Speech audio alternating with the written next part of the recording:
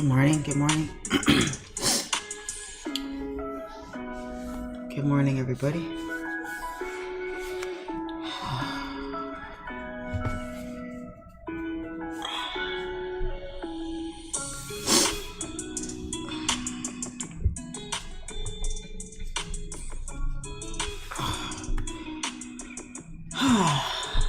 Good morning. Good morning. Good morning, everybody.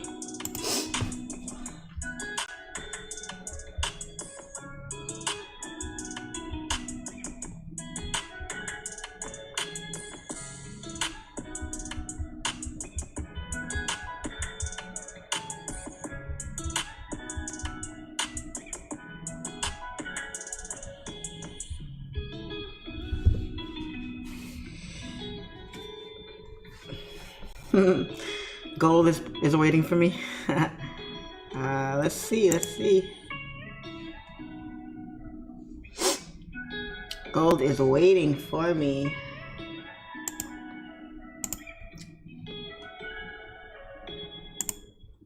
Let's see.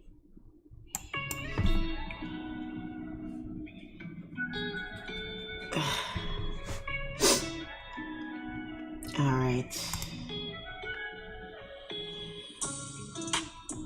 So gold played out yesterday after we finished the live. Gold hit our break for sell area, dropped down to TP1. Didn't quite make it to TP2, but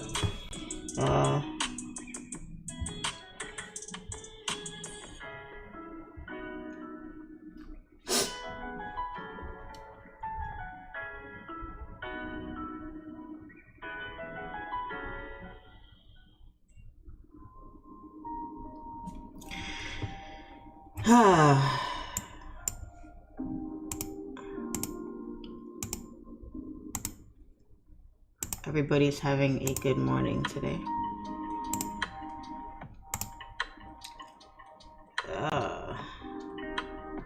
No news today for us today. We are in the clear, honey. We are in the clear. All right.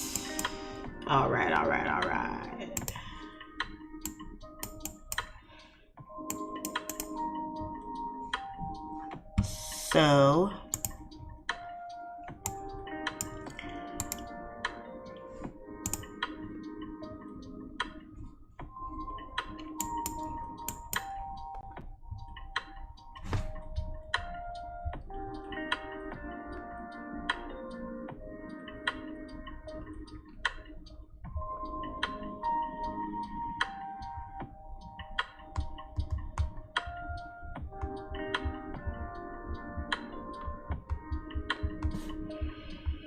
Texas coming in since 3 o'clock this morning. Oh boy. Work don't stop. Work don't stop. Even while you're sleeping, work don't stop. Wake up and get to it. Wake up and get to the money. Run to the money. Run. Gold, AU. What pair am I missing? US30. US30. Did US30 do anything yesterday? Oh, it pushed up yesterday. We were here, pushed down, then we pushed up, made a higher high, pushed up here. So this is a new day. So we're gonna remove the drawing. It says those levels are not valid anymore. Let's start with gold. You guys said gold was waiting for me. Let's see what gold got popping here.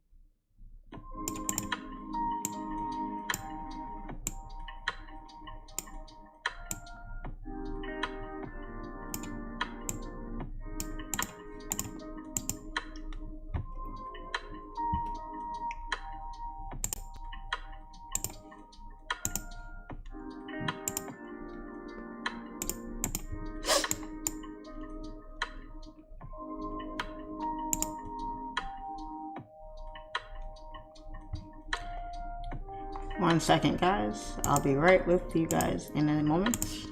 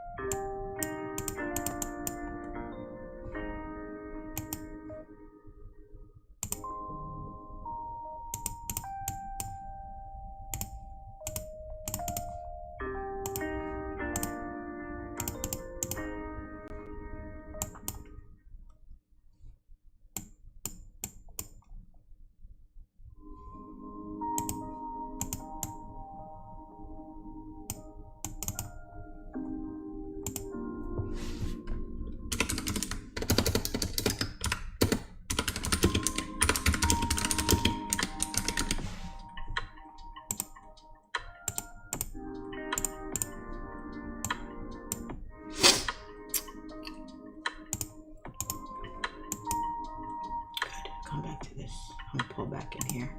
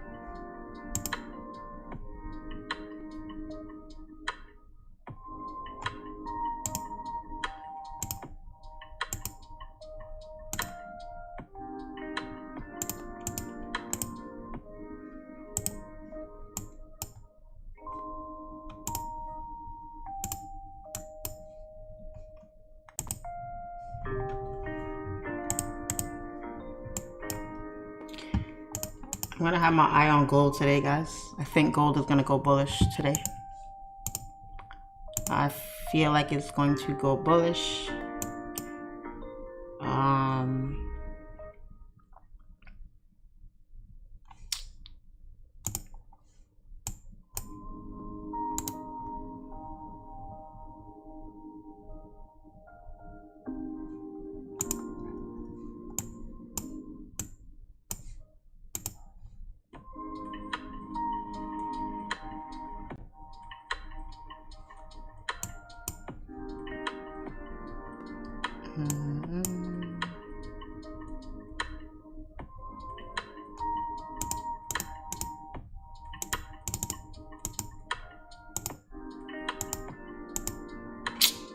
on.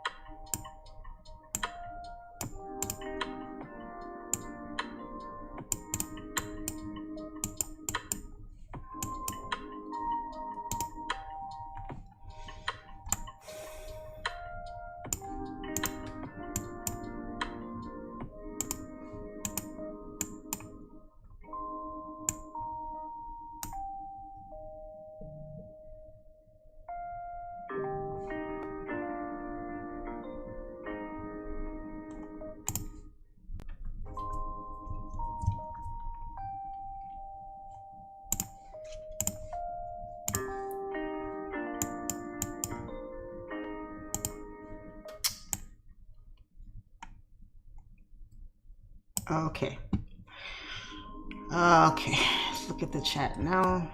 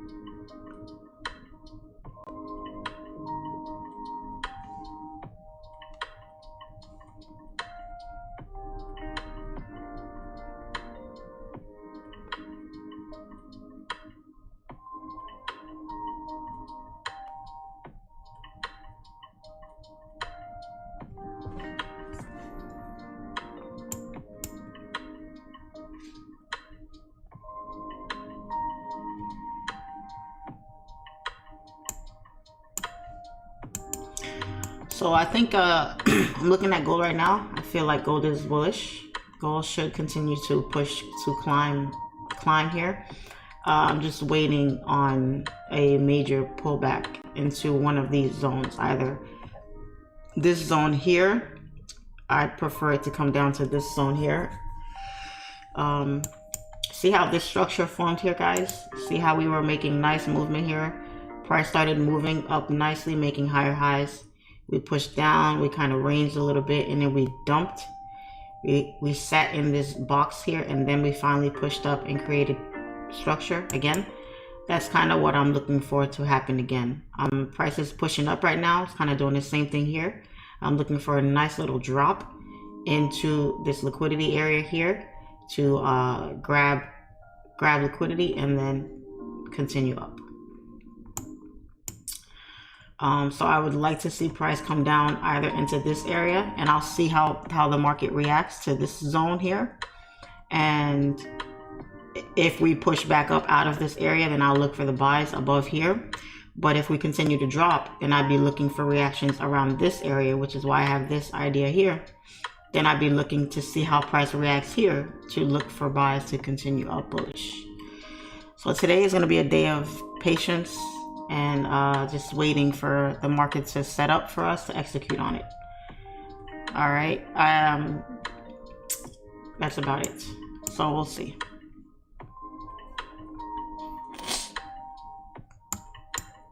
But today is all about waiting. We're all about waiting. If price pushes up above this area here, I'll be looking to use the strategy at that point to look for a price to continue up there. But for now, the strategy hasn't set itself up yet, so we're just waiting to see what happens. But if the price just takes off from here, it just takes off. This is not a bad buy here actually, because we're sitting at a high right now, or on the 5 minute, but it's really a low on the higher time frames. So, you know, we're creating support. Price is trying to push up here, but as you can see, we've been holding this support here since 6:30. Only an hour now. That's not too long. So we'll see. But I have seen gold sit at a certain area, push down, and then pull up, or vice versa, depending on, you know, how you're looking at the market. So that's that. Now AU, I'm a little salty on AU because of what AU did to me yesterday. AU just did a whole lot of messing around, and this choppiness I don't like. I really don't like it. It's giving me slow vibes, as similar to what it did yesterday. I have a love-hate relationship with this pair. Sometimes I love it, sometimes I hate it. For the way it moves sometimes. I don't like it. So I'm not too keen on AU today, because I like to see big body candles. And right now, since 1:30 in the morning was the last big body move. After that, the market just started taking a dump here, chilling over here, and I don't really like that. And I just don't trust it. I don't trust it. I want to see big movements. And if I'm seeing this right now, I'm not about to take a trade on AU. and sit in a trade for 3, 4, 5 hours while it's just taking a nap. I don't like that. So I probably won't be trading AU today. I'll probably be just sticking to gold, and I'm really hoping we get some sort of pullback in here for us to be able to take a position. But if not, you know, we'll see. It's a game of probabilities. We'll see what the market gives us and go from there. But I'm not gonna rush into a trade today like I did yesterday. I think I took a trade yesterday at like 7:45 or something like that, super early into my session, and ended up taking an unnecessary loss. So I'm gonna take my time today. I'm gonna let the market play out. I'm gonna be extra patient, so I can have myself a profitable day. Okay, so that's what we're looking for today.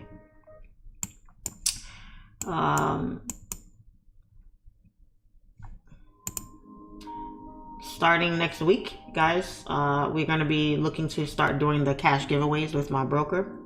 The link is at the bottom of the screen right here. If you're not signed up with my broker, you're not getting the same entries as me. You're not you're not automatically entered into the giveaways that we do. We do 1,000, 2,000, 3,000, 5,000, and 10,000.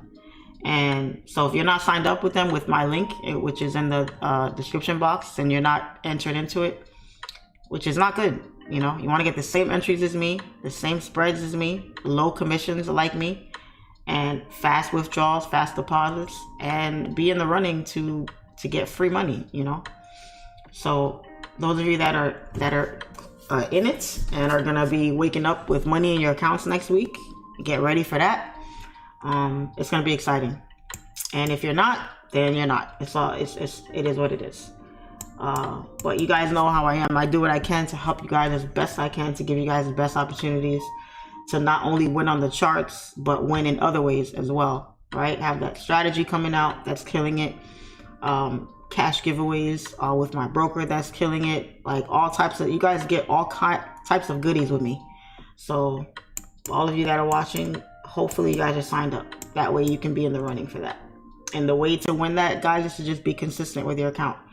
Now, I got a lot of questions about, oh, can we withdraw? Can we withdraw? It's going to hurt us from winning if we withdraw. Absolutely not. That's what you want to do. You want to withdraw your money. You want to get paid for your hard work. You want to enjoy the fruits of your labor. You know what I mean? So that's, how long have I been preaching that now? For like a month? I've been pushing withdrawals, withdraw. Withdraw your money, guys. Withdraw. When you make a win and you have a nice win, withdraw your money, so that you don't sit there trying to compound your account, and then one day you're looking at a trade and you're going to be so tempted to over leverage or go crazy with it, and then you're going to end up giving all your profits back to the market, which is going to hurt a lot more.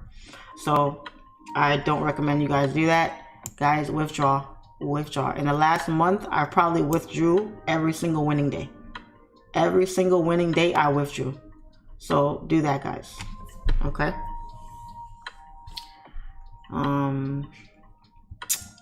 You already had HANKOTRADE before learning about me. Awesome. But you have to have an account under my link for you to be in the giveaway. So if you already have an account with them, that's fine, but you won't be entered into any kind of giveaway with me. The giveaways only apply to the people that sign up with me. That's it. If you're not with me, Hanko doesn't know that. So you're going to be fine with your account, but you're not going to be entered into the giveaway. All right. So who doesn't like free money? I like free money. You know what I'm saying? I'll take it at every turn. So,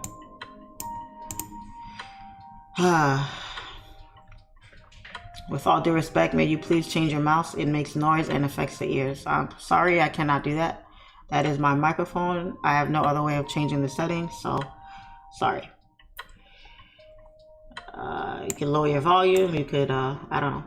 I try to put my microphone as far away as possible so that you guys, you know, don't really hear all the clicking, but I can't help it. It is what it is.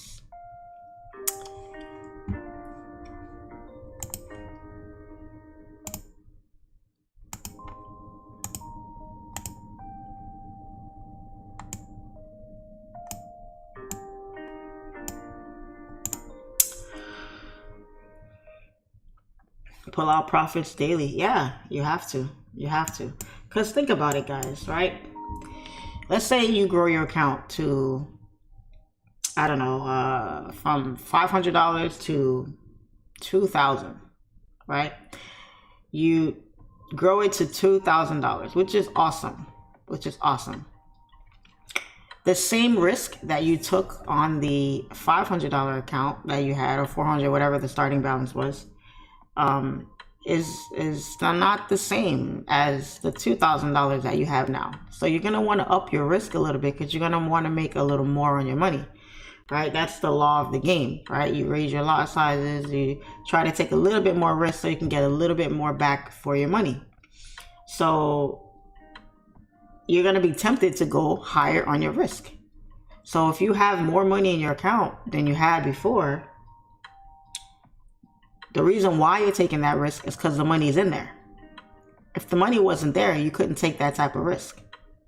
So that's why I preach taking your money out, because if you leave it in there, you're going to be tempted to up your risk and take higher risk trades, and you could end up losing. And if you lose, now you really didn't lose because you just gave back your profits. So you might still have your principal amount in there, but it's going to hurt a lot more, because it's like, man, I made this much. I could have had this. You know what I'm saying? And the best way to do that, like psychologically, guys, is to think about like the money in a physical sense. Think about, okay, I just made $500 today. What could $500 do for me today? Could it pay my rent? Could it pay my car note? Could it go into my savings account? Could it go into an investment account? Could I help out a family member with it? Could I pay off some debt with it? Like, think about all the possibilities that money could do for you in your bank account or in your pocket, as opposed to in your trading account. Because when you have money in your trading account, guys, it is always at risk. It's always going to be at risk, because that money is fair game. It's in your broker account. It's in the market. It's fair game. That money is already accounted for in your trading account. So it's going to be at risk. So if you take it out, it's not at risk anymore. And the thing about it, guys, is people think about like withdrawals like, oh, if I take my money out, that's it. No, take it out, leave it in your bank account, right? And if you so happen should need to put it back in your account, it's there to put back in your account. It's not lost. It's still there. You still have it. You know what I mean? So I just want to see more people withdraw money. Even if it's not live, if you're funded, request a withdrawal, guys. Get used to taking your money out. That's the whole point of trading. That's the whole reason why we're putting ourselves through this torture every day. This is torture. It really is. Sitting here every day doing this. Take out your money. Pay yourself. Pay yourself. Everything else is extra. Pay yourself, if nothing less. And don't let the amount get to you. I get DMs all the time. Hey, Charlene, thank you. I withdrew. You know, it's not much, but I withdrew. No, it's yours. I don't care if it's $5. That's your $5 that you made on the charts. That's the only way you're gonna feel it. That's the only thing that's gonna keep you motivated. And the more you withdraw, guys, the more addictive it gets. Because I love waking up every morning and checking my bank account. I do that after I pray. Take a moment to myself in the morning. Do a little thought process, thought exercises. I check my bank account. I want to see what went in and what came out. Did too much come out and not enough go in? Too much can never go in. You can never make too much money. But too much can definitely come out sometimes. You know what I mean? And that's going to motivate you. It's going to motivate you. Imagine waking up and seeing $500 here, $1,000 deposit here, $2,000 here. And that's not your paycheck. That ain't from work. That's from you. That's from you. It's a great feeling, guys. It is a great feeling. And it's not about money. It's not about just the money. It's about what the money provides you. It's about that security that it gives you. It's about that peace of mind that you have when your bills are paid. There's no other peace of mind in life than having your bills paid, knowing your kids are good, your kids are eating every day, your kids have clothes on their back, you have a roof over your head, your car is paid for, you ain't got to look outside your window every morning wondering if the repo man came by. You don't have to look at your account and see what's that thing called, overdraft in there because bills came out and you don't have enough to cover it. You don't have to wait on your paycheck to say, oh, I can't do this right now. I gotta wait till I get paid. I gotta wait till I get paid. I used to hate saying that. Yeah, I want to do this, but I gotta wait till I get paid. And then before your paycheck even hits your bank account, it's already gone. It's already gone. You got your rent, you got your mortgage, you got your car note, you got insurance, you got gas, you got food, you got groceries, you got your phone bill, you got insurance. Everything, it's already accounted for. By the time your paycheck hit, that money is damn near gone. And you're already planning on the next paycheck, what that's going to do for you. What type of quality of life is that? That's that living the paycheck to paycheck mentality. You don't want to live that way. So if you're going to be on the charts there, if you're going to come get up early in the morning and sit here with me and watch these candles print and wait and you're going to actually make money, you need to pay yourself. Treat this trading like it's a business, like it's a job. Treat it like that. Give it the respect it deserves. Wouldn't you want to up your lot size the better you get? Well, that's up to you. Because some people, like you guys, sometimes misunderstand the whole raising your lot size thing. You don't have to raise your lot sizes. You find what's comfortable for you and you stick to that. Because the same money that you can make on a standard lot, same money you can make anywhere else. It's just about your perspective. Because it's about the individual. It's about you and what you're comfortable with, okay? Nowadays, trading has like warped people's minds. Trading nowadays, people want to make 10K days every day. I don't know why. I don't know why. It's too hard. It's too hard. Make it easy on yourself, okay? The average income today is probably what?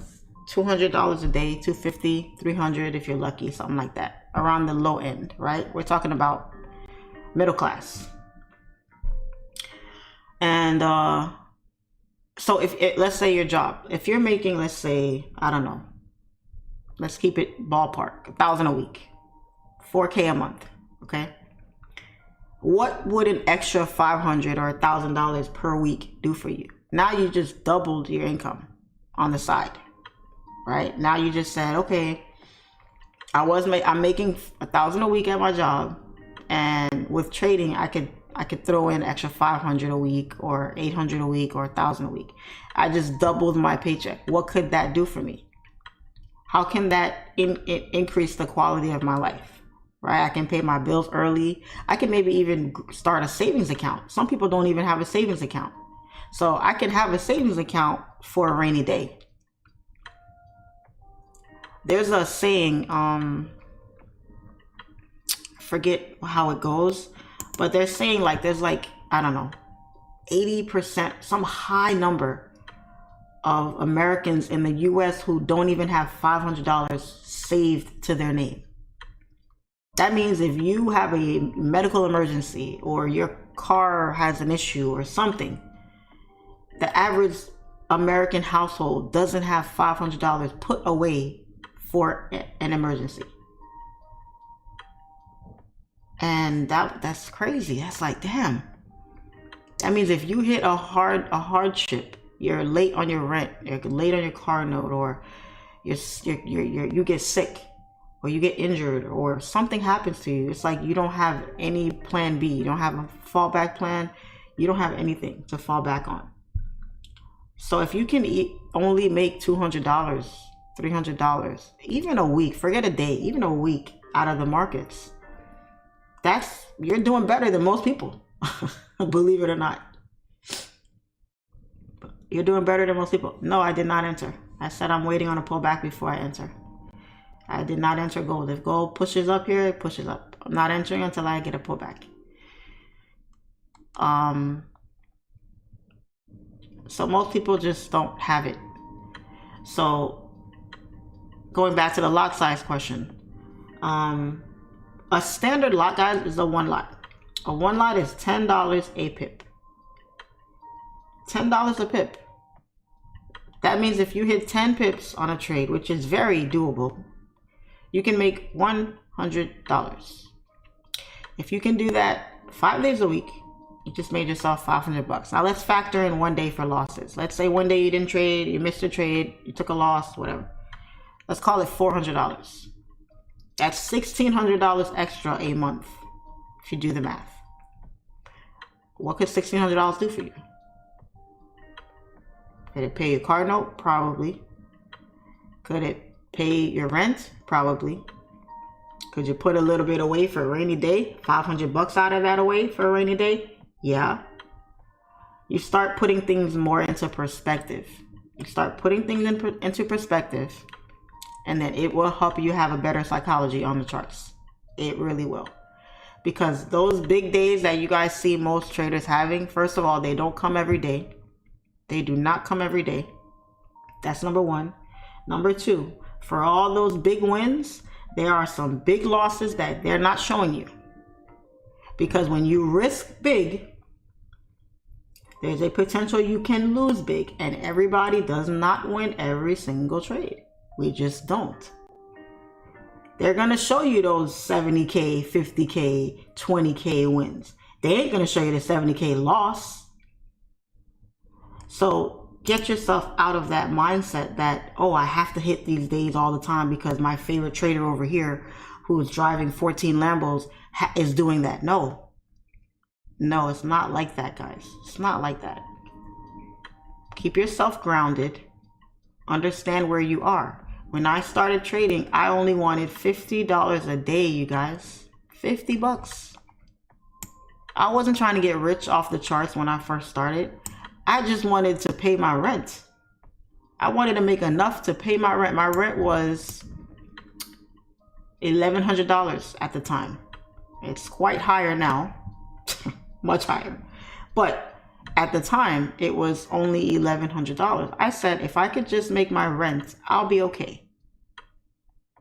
So if my rent was $1,100 a month, divide that by 4. I only needed to make $250 a week. $250 a week divided by 5 days. Guess what, guys? I wanted to make $50 a day. That's it. Let me pay my rent. You know why? At the time, my rent was my highest expense. Nowadays, your living expense is your highest expense. It's your biggest bill. It's your biggest bill. Your rent or your mortgage. Nowadays, how high is rent?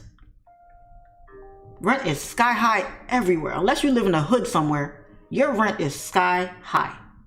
Even the hood is raising their rent. Section 8 raising their rent. You know what I'm saying? It's your highest expense. If you could release that stress, that's okay. My rent is my highest expense. If I could get that monkey off my back, I could just chill, because all my other bills ain't that high. My car note ain't that high. My car insurance ain't that high. My food ain't that crazy. Gas, regular stuff, basic stuff. Water bill, light bill, all that stuff. Let me get that monkey off my back and I am good to go. So, not saying you have to start trading and try to make money and pay off your biggest bill off rip. You don't got to do that off rip. Like, you could pick a small bill. You could say my car note. You could say my cable bill. You could say, I don't know, my kid's daycare, or something that you would like to not have to worry about every month.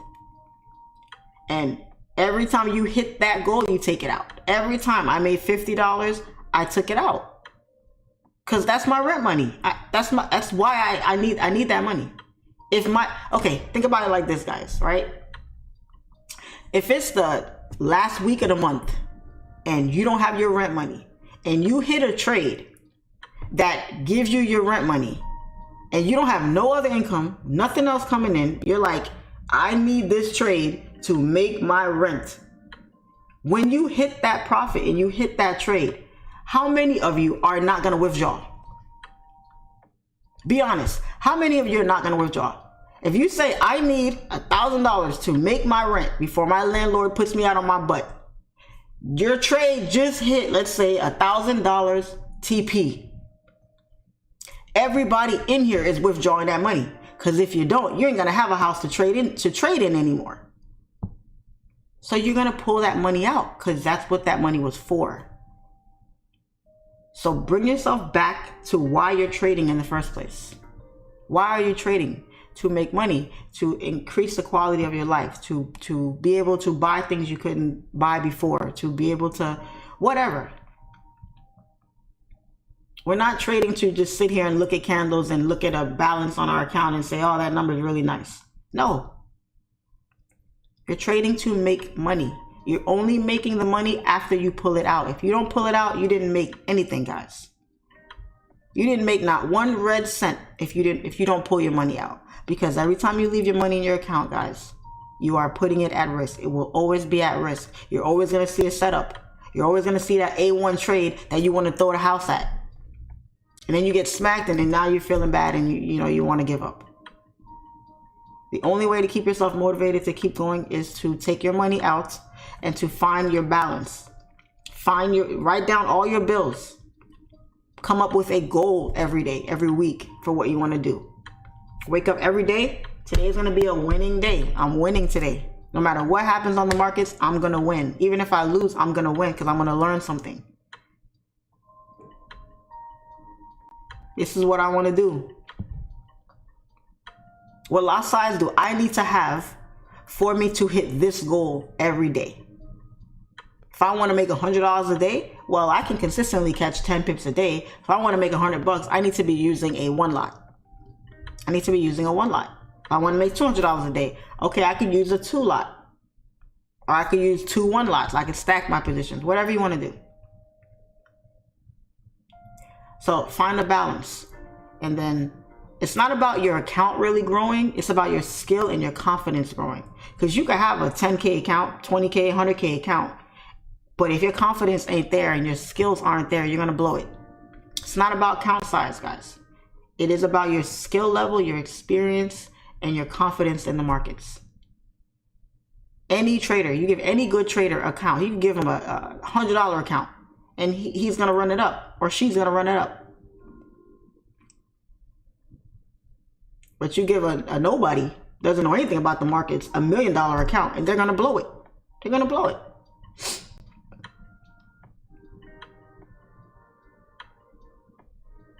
Find out what your goal is. Your goal is going to be centered around your lot size and your account size. Now, don't talk about you want to make $100 a day and you have a $100 account.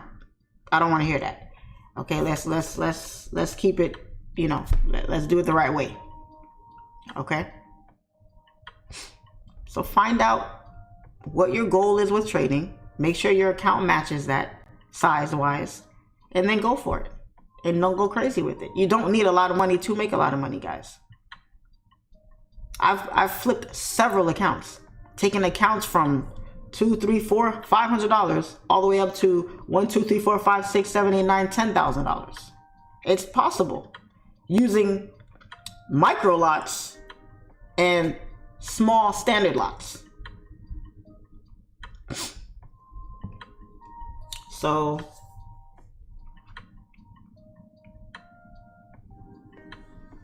don't forget to pay your taxes. Today is the day. Yeah. I don't like taxes. I don't like taxes, guys. If you knew what we paid in taxes, you wouldn't like tax season anyway. I haven't gotten a tax return in like 10 years. It sucks. I don't like taxes at all. It's horrible. Market's moving kind of slow today. What's going on here?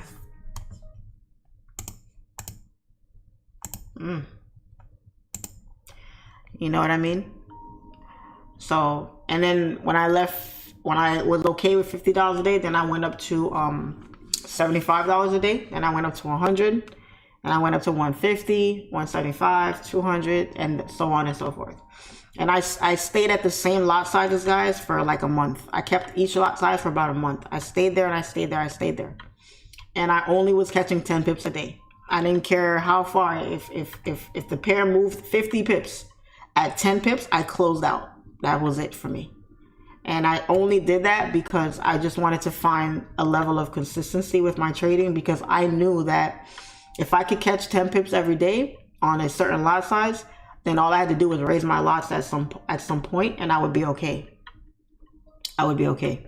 So you want to, you know, and you don't have to raise your lots, guys. Those big lots that you see people using sometimes, you don't have to use those to make good money. If you're making, you know, $500, $300, $1,000 a week, and so it's not bad money. It's not bad money trading. It really isn't. You know what I mean? And most of the time you're making this money in a couple minutes, sometimes in an hour, 2 hours max. That's like, what is that? Like, it's a crazy percentage amount compared to your job, right? When I was a cop, I was making, my paycheck every 2 weeks was like $2,300, just under $2,400.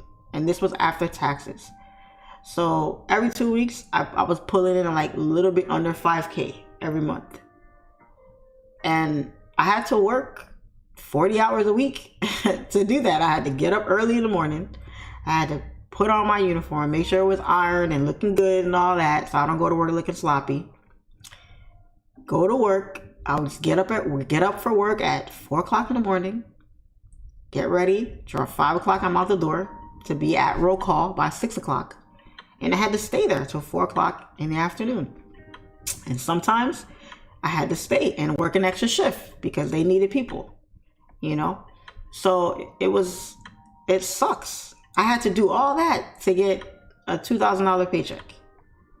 And at $2,300 a week, I mean, every 2 weeks, that was what, $1,200, $1,300 or so every week. So it took me an entire week to make $1,000. And sometimes it takes me maybe 15 minutes to make that same money here. So it just doesn't add up. The balance is way different. You know what I mean? So I just think people kind of get lost in the whole, you know, guaranteed paycheck thing, and you lose yourself in that and all that kind of stuff. It's hard. It's very hard. It's very hard. So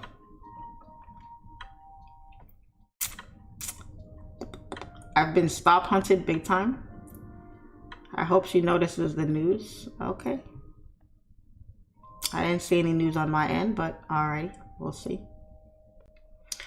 But I guess there could be news coming out because the markets are moving very slow right now. They're moving very slow. So, makes sense. Makes complete and total sense.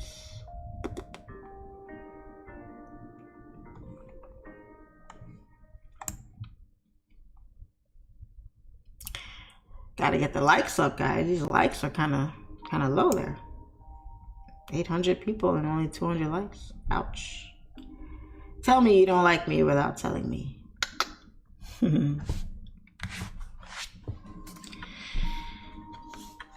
So, I am very excited about this class we have coming up this weekend. We have one spot left. One spot left, and that's it. We have sold out of spots, sold out of all of our seats. We have something very exciting for the members that signed up for the training for this new strategy. It's going to be interesting. It's going to be fun. It's going to be motivating. And a lot of people are going to be making a lot of money because they're going to be looking at the charts so different. So different. And just a heads up for those of you that are about to take this class this weekend, you're going to know the strategy.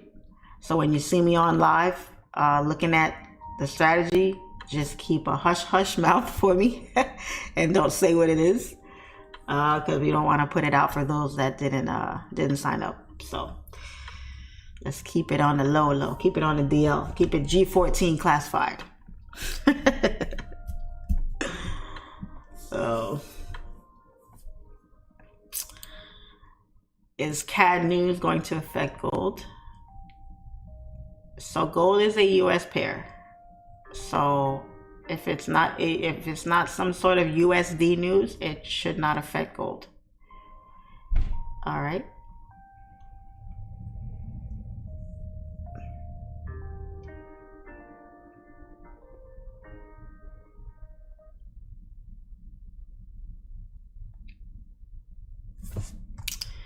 You know what?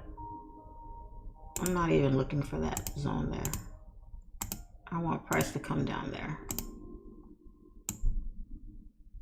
That's what I want to see.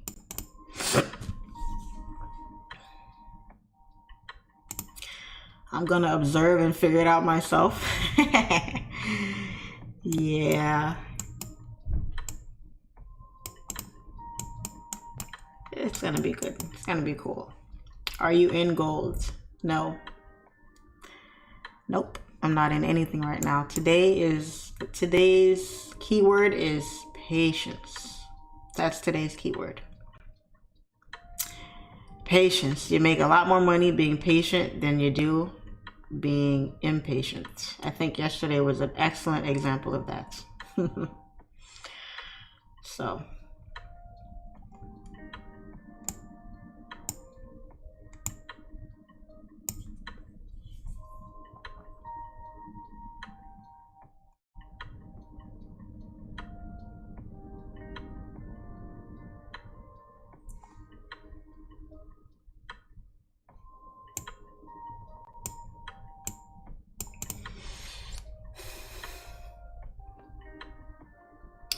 And the reason why I'm not entering gold is because gold was sitting here. Where would my stop loss have to be? Down here, which could easily get tapped because these candles are very close by, or down here. So my risk to reward is better if price comes down here than it is if I take a buy here, hoping price goes up when price could easily come back into this area here where it's already tapped. So that's the reason why you guys don't see me in these buys. That's why I said if buys take off here, it is what it is, because I'm not willing to take that risk to take a trade here, put my stop loss so close here when there's all this space for price to come and tap into. You know, it's just not, I'm just not comfortable with those trades. Has gold done that before? Yes, gold has pushed up, found support, and then just pushed. It's done that. But I'm not comfortable with that type of setup. That is a setup, but it's not the kind that I like to take. You know, so that's the reason why. So those of you that are asking, why am I not in gold? How come I'm not in gold? That's why. Because this is an area that it could easily get tapped into, and it's just not worth it. You know? Like for instance, right? Let's look at this setup right here. The same exact setup, right? We have a high, a low, a push, right? This is a push right here. Price pushed. It found support right here, right? Let's use bar. Ah, shit. Can I use bar replay here? No. All right. Let's say that doesn't exist. Let's say this is what the market looks like right now. All right. Look at that. Price was pushing up, moving nicely, found support, pushing up, and then what do? We dumped right back into this area here. Found support, and then it made another move and pushed. Made another move, same move here, pushed up again, found support. Do we want it to push, or can it come and just dump down like it did previously? It could very well come down and tap into this area before it makes another push. So that's what I'm looking for. Why am I looking for that? Because the market is a creature of habits. It does the same things over and over and over again. Gold is my baby. I trade it all the time. Even when I don't trade it, I'm looking at it. I'm studying each candle body. I'm studying every level of structure. I'm trying to figure out, why did price stop here? How come price hit this area and we stopped? 1, 2, 3, 4, 5, 6, 7, 8, 15-minute candles could not break this high right here. Couldn't someone tell me why? I don't know. Maybe it means for whatever reason price couldn't break. And what do you know? You look left and oops, we hit this high once before. Price did not break. We failed to make new highs. How much is the price for the class? It's $2,500. The link is in the description box if you want more information on it. Okay. Tap. Look at how many times price. The last time price was at this high was at 4 o'clock this morning, which is London session, very high volume session. We were not able to create a new high. We came all the way back down to this area here. And then price decided to push. And even when we did push, we still failed to break that high. There's a reason for that. So why would I take a buy here when price has already told me we failed to break? I would need to see a nice bullish candle break and close above this area to say, hey, maybe now we can potentially look for a buy, put our stops below these wick lows here, and then look for the continuation to continue up. That would be a better move. But I ain't taking no trade if I'm seeing candles just chilling, waking out, fluctuating, playing patty cake with the zone. I'm not taking that risk. That's just not smart. Trading is about probabilities. What is the probability that price goes bullish versus it goes bearish? And then, how much am I willing to risk on that trade? How much am I willing to risk? I'm not willing to risk it. You understand? That's just me.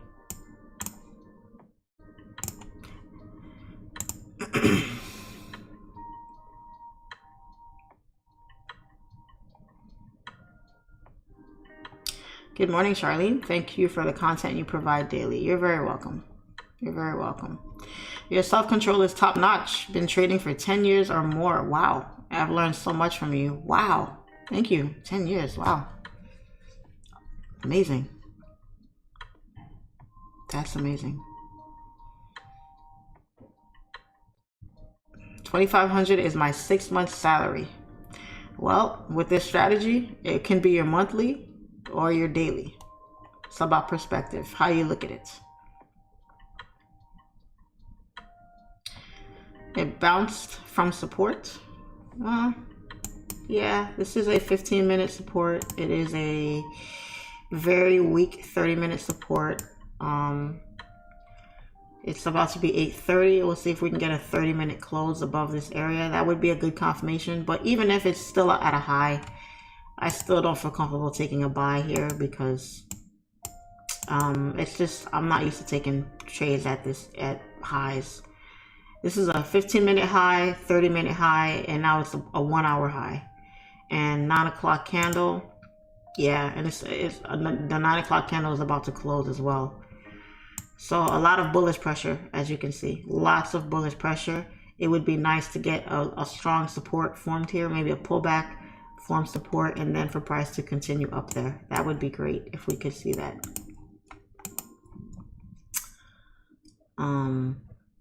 Yeah, it would be nice to see a pullback of some sort for us to ride the wave on up. So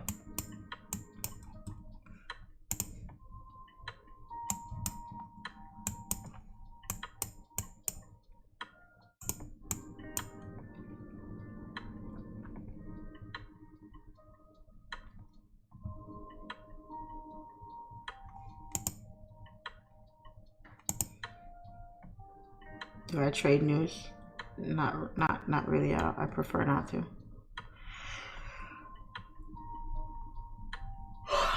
Prefer not to.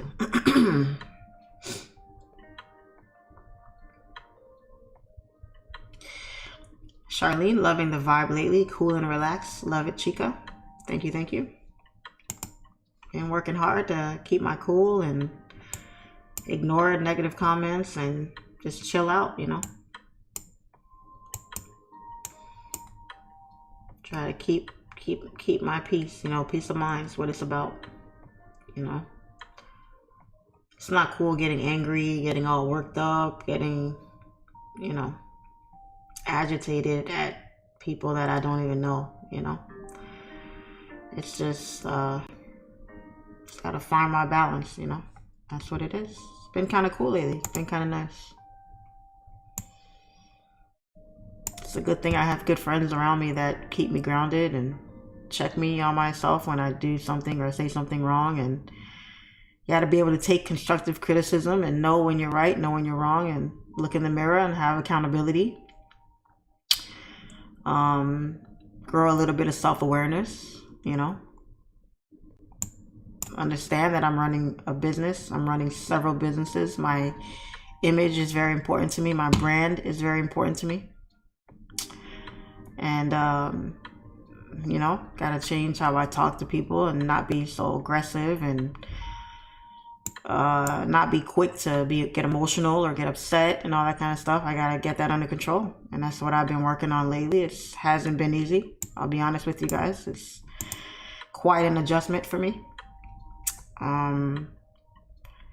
but it's just growth. It's just about growth, you know. I'm not perfect. I understand I have some things about me that can be improved, that I can work on. So that's what it is for me right now. That's what it is.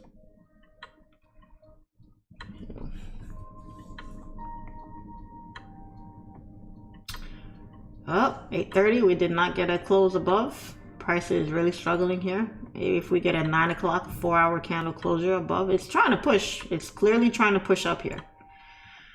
But the struggle is real. The struggle is real. Either way, I'm not taking the buy. Not only that, but it's 8:30. We're about to have a 4-hour candle close, which is, it can be iffy. It can be hit or miss. Hit or miss. So I'm not gonna take that risk. I like to err on the side of caution. So let's let this 4-hour candle close. And if it does close above here, well, we'll see. That's something that these candles could not do before. Whoa, look at that push. Very nice. Very nice. Oh, chat moving fast here. Growth looks good on you. Thank you, thank you. Growth looks good on you. Thanks. Self-evaluation helps you become a better person. It does. It does. There's always room for improvement. Absolutely. Absolutely. Puts you ahead of the crowd. Yes. Do you do a 30-minute call? I don't know what you mean by that. What do you mean by a 30-minute call? Oh, a 30-minute class? I'm not understanding your question, Kevin Johnson. I don't understand your question. Hey, Charlene, your vibe recently has been great. Keep it up. Respect. Thank you, guys. Thank you, guys. I'm really glad you guys are taking to it well. I think the sessions have been better. They've been better. When I'm not getting so emotional about my trades or about comments and stuff like that, it's much better. So, anything negative that comes in the chat, I just delete it. I don't even address it. I just address those that are here to learn, that are here to get the information that I'm available to give. I realized that by me reacting and responding to those that were trying to troll me and be negative and all that, it was taking away from the people that actually were here to get my help and who want to learn, who want to get the value and stuff out of it. You know, by me not going live and just getting frustrated, it wasn't just affecting me, it was affecting those of you that count on me, those of you that look up to me to try to help you with your trading. And it wasn't fair to you guys to have to, you know, suffer for a couple bad apples, you know. So I do apologize for that in the past, and let's see if we can move forward in a positive manner, you know, more productive, more exciting manner, you know.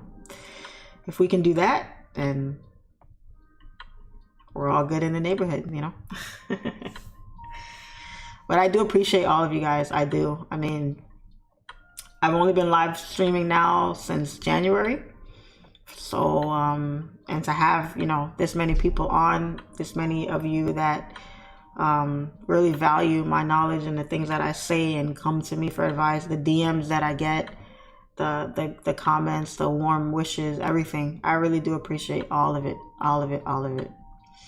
Because aside from trading off the charts, I go through a lot. I deal with a lot of things mentally, emotionally, and it's every day is a struggle. Every day is a battle. Every day you're trying to be better than you were yesterday. Every day is a struggle. And when you have people around you that support you, that want to see you win, that genuinely care about you, that genuinely love you, it's priceless. That's something money can't buy. It really isn't. If I did not have the support system that I had around me, the friends that I have around me, if I didn't have my faith, my prayer, I would be, who knows where I'd be right now, you know? So we got to be there for each other, help each other out the best way we can, you know, support each other, uplift each other, motivate each other, you know, make your life better by making other people's lives better. This is why I like to see so many people win. I like to help as many people as possible, because the more you give back, the more you get in return. You will get back tenfold the more we put out. So that's my story in a nutshell. But if you guys knew what I've been through to get to this point, you'd be like, wow.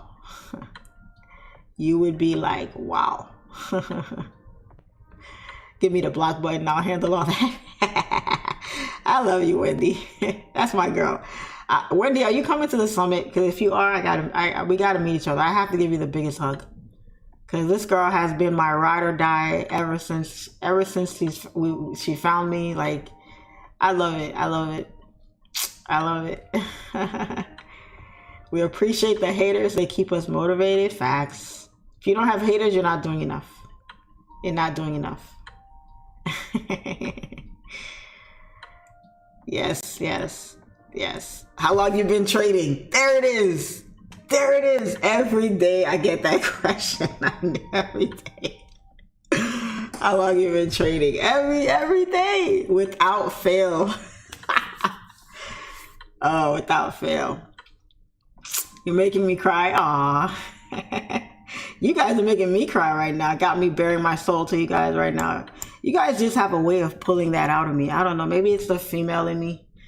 Because, you know, us girls, we're emotional. I'm a Cancer baby too. So, you know, we wear our hearts on our sleeves, you know, all that kind of stuff. So, it's not easy. It's not easy. And life is hard. Life is hard. You know, we got to find a way to make it easier on ourselves, you know. Daily battles, a daily struggle. It's hard. It's hard. But we never quit. We wake up every day and we tackle it.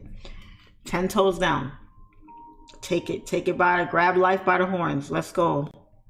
Let's go. Because anything sent to break you, anything sent to hurt you, anything sent to distract you, anything like that. Nah. I have a different type of protection around me, you know? I follow a different type of faith, you know? Nothing can touch me. Nothing can break me. Nothing. I'm not afraid of anybody or anything. Nothing. Because I done been through the worst of it. I done been through the worst. If I can make it through that, I can make it through anything. Anything. How many of you have gone through something in life, in the past, that you thought you would never make it out of? How many? I've been in a couple of those situations where I'm like, oh man, I'm done for. I'm done for. This is it for me. All right, this is it. And boom, where am I? April 18th, 2023, 8:37 in the morning, sitting in front of 900 people doing a live session. And I thought I wouldn't make it out of that situation. And here I am. Facts. No weapon formed against me shall prosper. Facts. I'm telling you, when you walk by a different type of faith, I don't walk by sight. I walk by faith. I don't have to see it in front of me to know that it's for me. What's for you will find you. You got to have that type of faith. You got to have that undying faith. Like, nothing can touch me. Nothing can touch me. Nothing can break me. No matter what happens, what's for you will find you, good or bad. Karma is there. Karma's out there. What's for you is going to find you. You do right by people, you don't have to look over your shoulder every day. You do wrong by people, you got to look over your shoulder every day, because you never know when it's going to hit you. You get me? The death of my dad, I was only 18, and it almost took me out. Wow, I'm very sorry to hear that you lost your father at such a young age. That's very sad. And that's probably one of the worst pains to go through. You know, losing a family member. That's probably the worst. Losing, it doesn't even have to be a family member, just somebody you really love. Imagine losing somebody you really love, like, you know. My mom gets on my nerves all the time. But she don't get on my nerve that much to the point where if I lost her, I wouldn't care. You know, I have people in my life now that if I ever lost them, that would probably be the end of me. I know that for a fact. I would get through it somehow, but I would be messed up for a while. Death is a different type of pain. That's something different. You can't put anything on that. So you gotta tell people you love them every day, you know. Shoot them a text. Hey, just want to let you know I love you. Thinking about you. I hope you're doing good. You know, that friend you haven't talked to in a long time, that family member that, you know, you got used to be close to, or, you know, your best friend or somebody, you know. You gotta tell people while they're here, you know. I think the worst death that because I haven't, thank God, haven't experienced too much death in my life. The worst one I had experienced was probably my grandmother, because I was close to my grandma. And before she passed away, she was in a nursing home, and she would like call us because she didn't like the food that they were serving at the nursing home. And she would like call some of us to be like, hey, you know, but the nursing home was far from all of us because we all live on one part of town, and the nursing home was like way, way, way on the other side of town. And that was what she could afford at the time. You know, we didn't have the money to help her pay for it. So that's what Social Security paid for. So we didn't have it. So we would always like get frustrated, like, oh no, you go bring her something, or you go bring her. She always wanted like KFC or McDonald's, or, you know, she liked her fast food. But she's an old lady, so let her eat her fast food, you know. She loves her fried chicken. And she I want Popeyes, I want this. And, you know, we would all argue with each other. You know, I did it yesterday. You go bring her food. No, you go bring her food, because nobody wanted to go do it. And whenever it was my turn, same thing. I would always kick up a fuss, you know, I don't want to go, or I'm at work, I can't go right now. Or I would always make an excuse. And she used to blow up my phone. My grandma used to she used to call me all the time. She's called me for all the time. And I'm like, okay, mommy. What do you want, mommy? All right, mommy. And I took it for granted. I'm like, she's fine. She's gonna, you know, she survived cancer twice. She's a tough lady, you know. And when I got that call that she passed away, man, let me tell you, I lost it.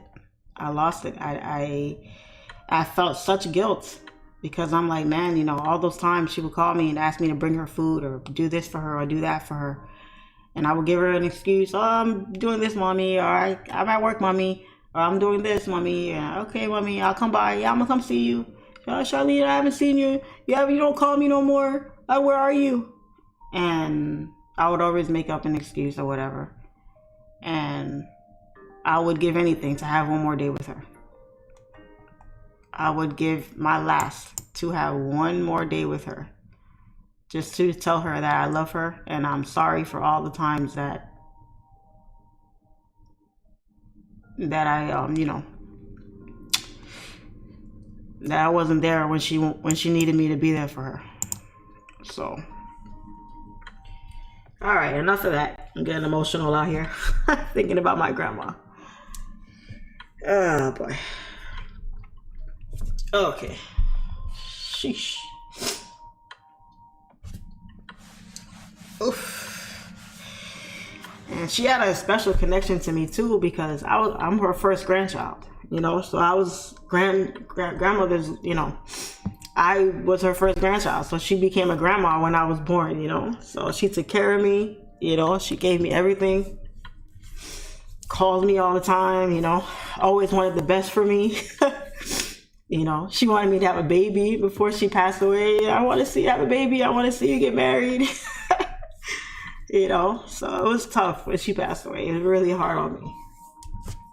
So cherish the people you love, guys. Let me tell you, because they could be here and gone tomorrow. Oh man, I miss that lady. Anyway, this conversation went left quick. Wow. Oh boy. Where's that news you guys were talking about? Where's that news?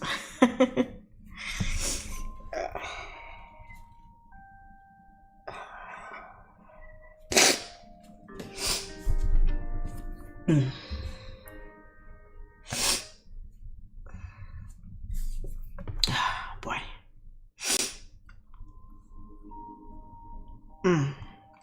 Thank you guys. Thank you guys. It's been a while now. It's been like 5 years now since she passed away. So, you know, she had a good life. She had a good life, you know. That was my girl. That was my lady. Would have done anything for her, you know. So, gotta do better by people, you know. So my mom gets on my nerves, man, but I make it a point to let her know that I'm always there for her. I love her. She needs anything from me, I'm there. You know, you got to learn the pain that you deal with life. You got to learn from it. You can't take it and let it pass you by and then go through it again. You got to learn from that pain. Let it make you stronger. Let it make you a better person. You got to do better. Let it make you do better. You know what I mean? Take anything you go through in life and use it to make you stronger. Because there's a lot of things out there sent to hurt you, sent to break you. And you can't give up. You got to keep going.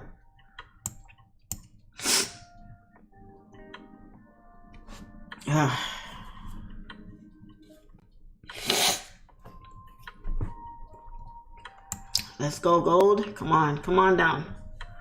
Give me my money that I lost yesterday. Give me my money I lost yesterday. Darn it.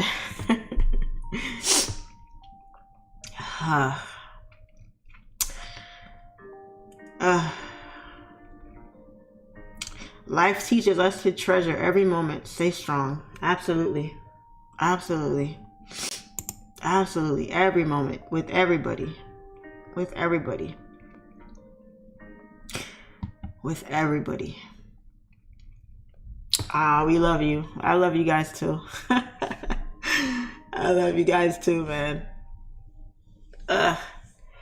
Getting emotional on a Tuesday. Yeah. She's with me now in spirit and in memory. Yeah. She would be so proud of me right now. She would be so, you know why? Because my grandma, she's a little Haitian lady, you know, Haitian old lady. And she was a hustler. Like, this lady never had a real job her whole life. She was a hustler. She had houses, she had businesses, she had cars. I don't know where she got it all from. Ain't making no assumptions, right? But my grandma was a hustler, man. She was a baller. She did what she had to do to take care of her kids, you know? Mommy was a hustler. And she would be so proud of me today. She'd be like, yes. Yes. And then she'd ask me for money. She always asked me for money. She was always asking us for money. Because, you know, when she got older, she couldn't do the same thing she was doing before to get money. So now she depended on her kids, you know, her grandkids and stuff to help her out and stuff. So, man, that lady loved money. She loved money. Trust me. If she was alive, she would be sitting right next to me right now, waiting for me to make money so she could ask me for some money. That's my grandma, bro. That is her. That's Marie Cadet right there. That lady love her some money. So, man, it's crazy. It's crazy. And it sucks too that, you know, I became as successful as I did after she passed away. You know, I was still a cop when she was alive and, you know, still trying to find my way in life and all that stuff. So I helped out when I could. I always gave her what I could, but You know, now it would be a whole different ballgame. She'd be calling me 20 times a day now. You know, and I would give it to her. I would give her every dime. I would give it to her. That's my grandma. That's my girl right there. You know, same with my mom. You know, my mom calls me all the time. Oh, I need this. I need that. Charlene, I need this. I need that. Okay, mom. Here you go. Here you go, mom. You know, you only have one mom. You know, so you gotta, you know, show them you love them. You know, I'm not saying you have to give them stuff to show them you love them, but hey, everybody's love language is different. Yeah. Her love language was give me money. You know. Your grandmother's name was Marie too? Yep. Our grandma's name was Marie. Yeah, so yeah. You gotta have that one person in your life that you know loves you unconditionally, loves you regardless. And that's usually going to be your mom, you know. You know what I'm saying? I watch a lot of true crime stuff. Like, I like to watch like murders and court cases. I love all that stuff, right? And there's this kid named what's his name? That kid that stabbed that girl, that little girl, 450 times or something. Forgot his name, but two 14-year-old kids, and he stabbed up this girl 100 something times, killed her, whatever. And the mother, his mom, was charged because when he came home that day, he had blood on his clothes, and she knew he did something. Maybe she knew he killed somebody, I don't know what, but she knew her son did something bad. So she took his clothes and threw them in the washing machine. Gold is trying to approach this area here. I'm trying to see, are we going to tap into this area? It's not 9 o'clock yet, so maybe we can get a 4-hour close down here. And if we do, we'll see how price reacts, and then we'll look for the buy continuations at that point. So she's, you know, this is my son. So she washes his clothes. She, you know, doing what she got to do. And people were like mad, like, oh, you know, she got arrested for like tampering with evidence or, you know, lying to the police and all this type of stuff.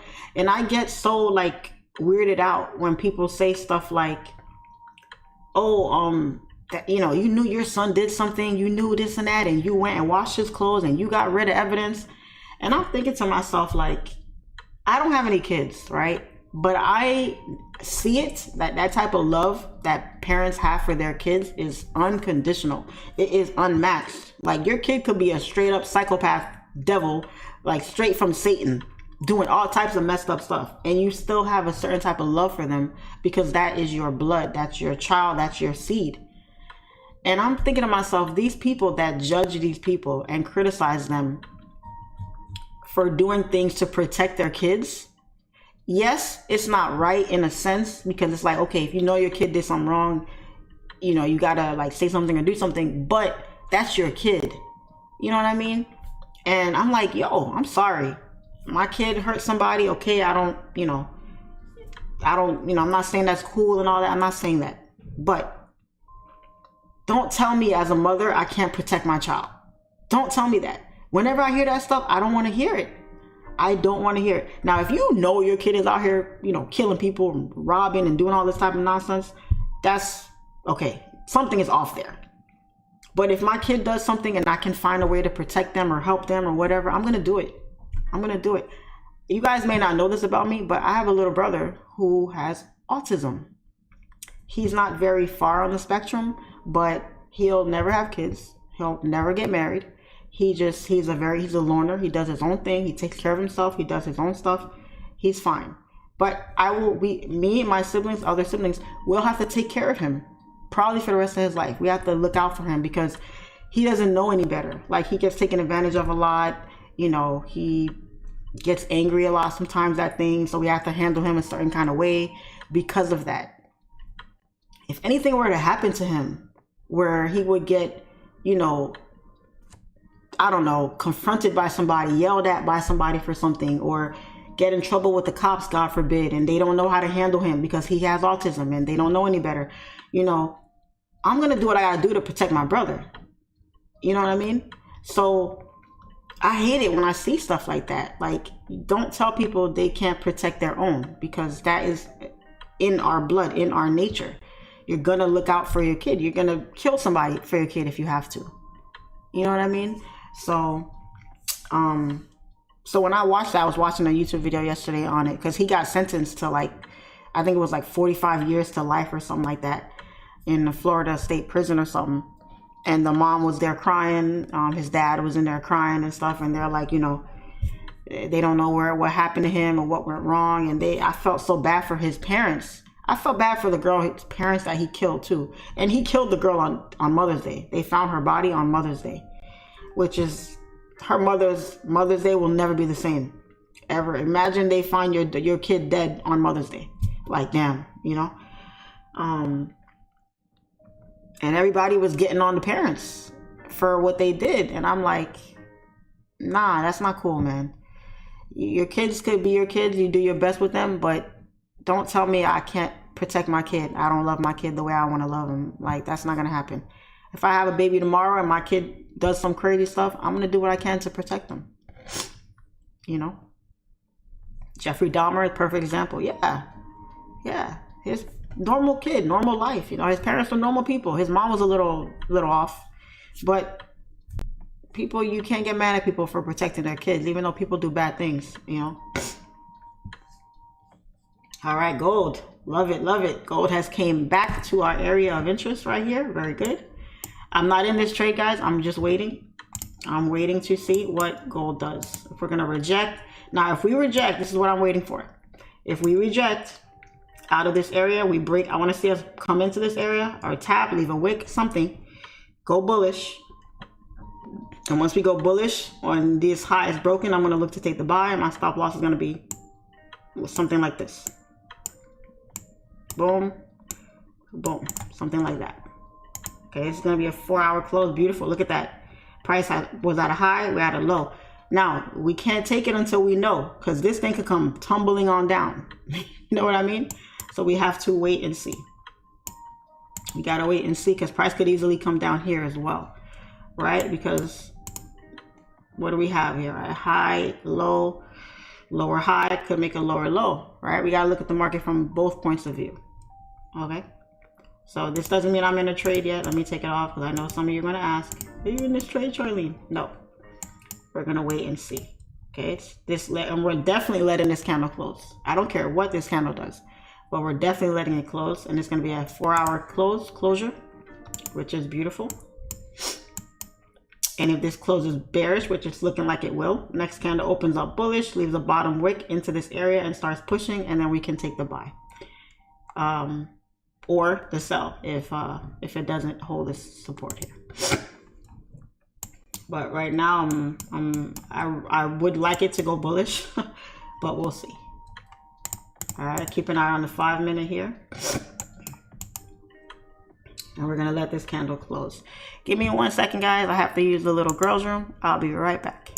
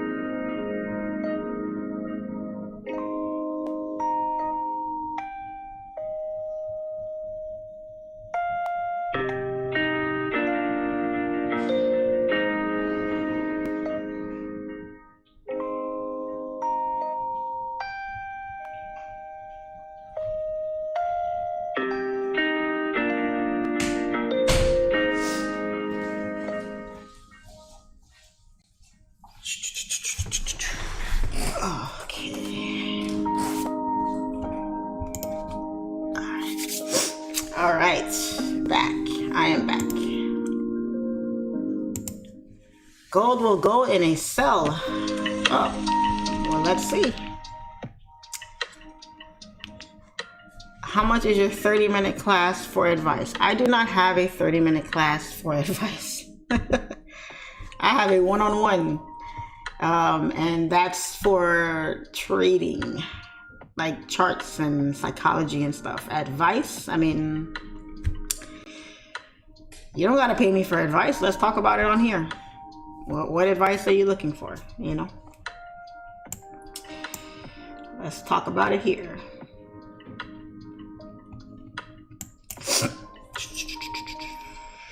Yes, Zoe Grandma be the bomb. Yeah, she was the bomb. I miss her cooking too. Nobody cooked like my grandma, man. Miss her cooking. Miss her cooking very much. Do.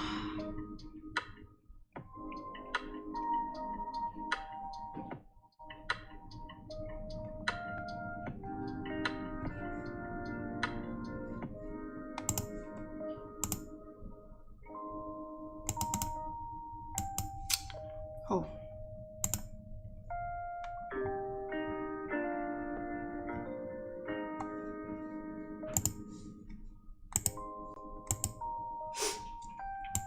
Oh, AU dropped. AU dropped.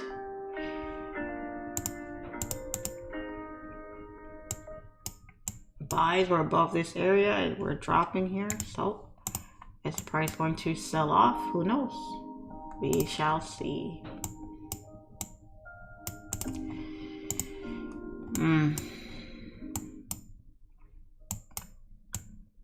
All right, 4-hour candle closure. Next candles opening up like this. We're inside this area here nicely. Let's see if we can go bullish. Get some buys.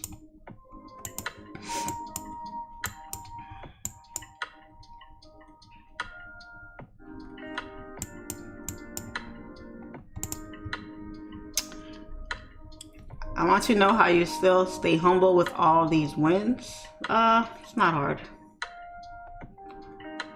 Money doesn't change you. It makes you more of what you already were. So.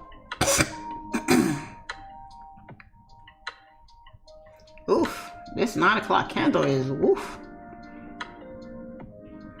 I'm not touching that candle. I'm gonna let you close. Let you do what you want to do right now.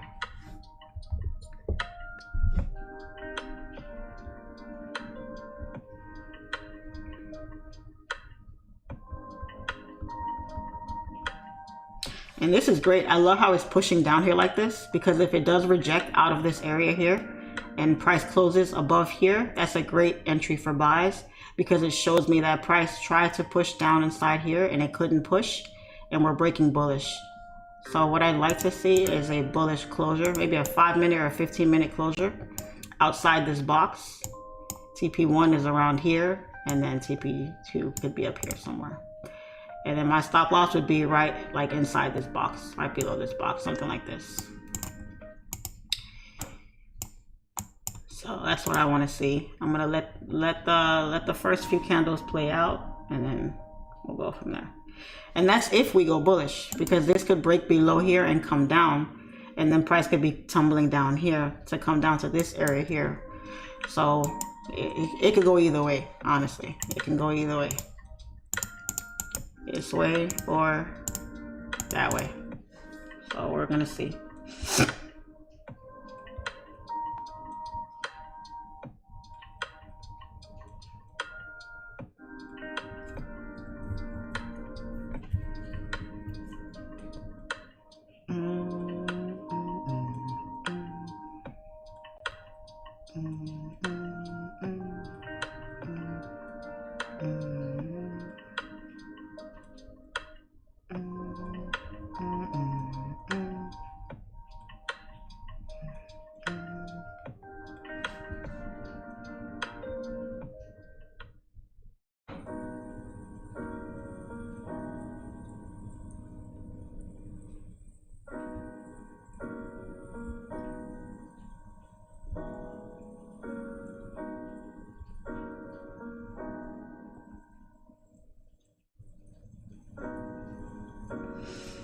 Stop making fake pages of me. Jesus Christ. Every day a new one pops up. Don't you guys get tired of that? Jesus Christ.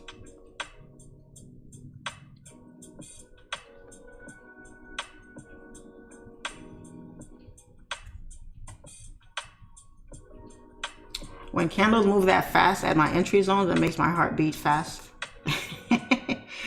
Trading makes your heart beat fast, yeah.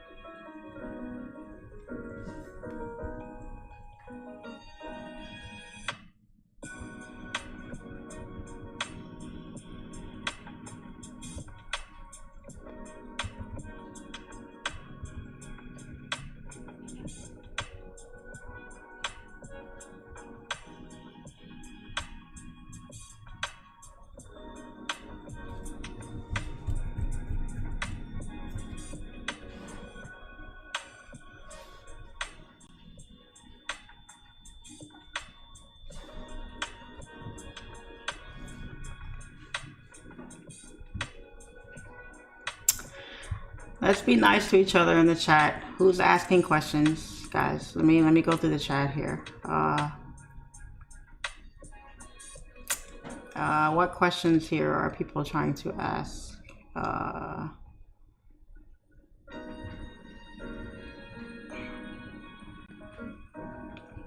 My grandfather is like your grandmother, means the world to me, and yes, the best cook. Yeah, our grannies and grandparents, guys, they're like the best cooks. Because, I don't know, it's just something about the way they cook, you know? They don't measure nothing. They don't need no measuring cups or none of that stuff. They just wing it. And it comes out perfect. You know? Ugh, crazy. Hey, Charlene, I have a question. I trade a small account, and when I get a loss, I am sweating. Why?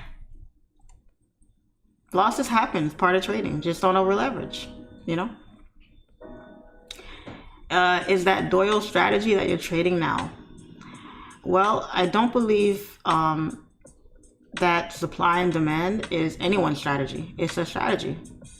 It's not attached to anybody personally, I don't think. I mean, he didn't invent that strategy, so it's not his. He uses it like several other people.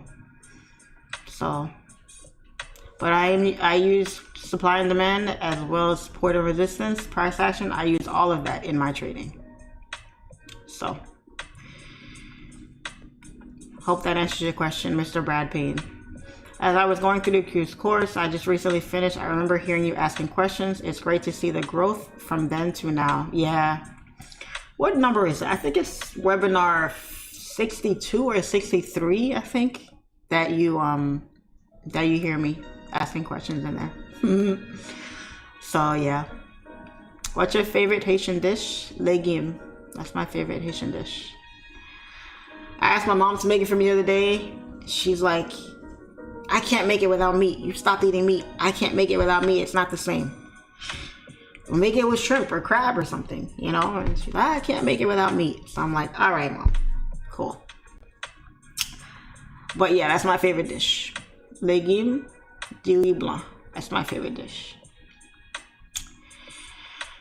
Okay, Kevin Johnson, what is your question? Because you're saying you're asking something over and over, but I'm not seeing what you're asking. What are you asking?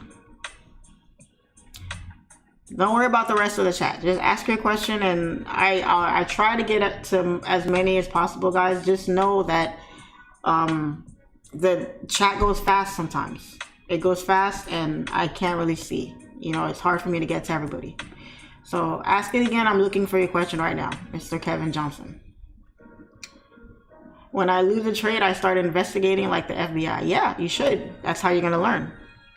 That's how you're going to learn what you did wrong, so you can minimize those mistakes. You know? Gold is a sell. Looks like it. Looks that way right now. Yeah, looks that way. I love your supply and demand video. Thank you, thank you, thank you. Love your confidence. One must have a strong mind to stream to thousands of people. Yeah, definitely.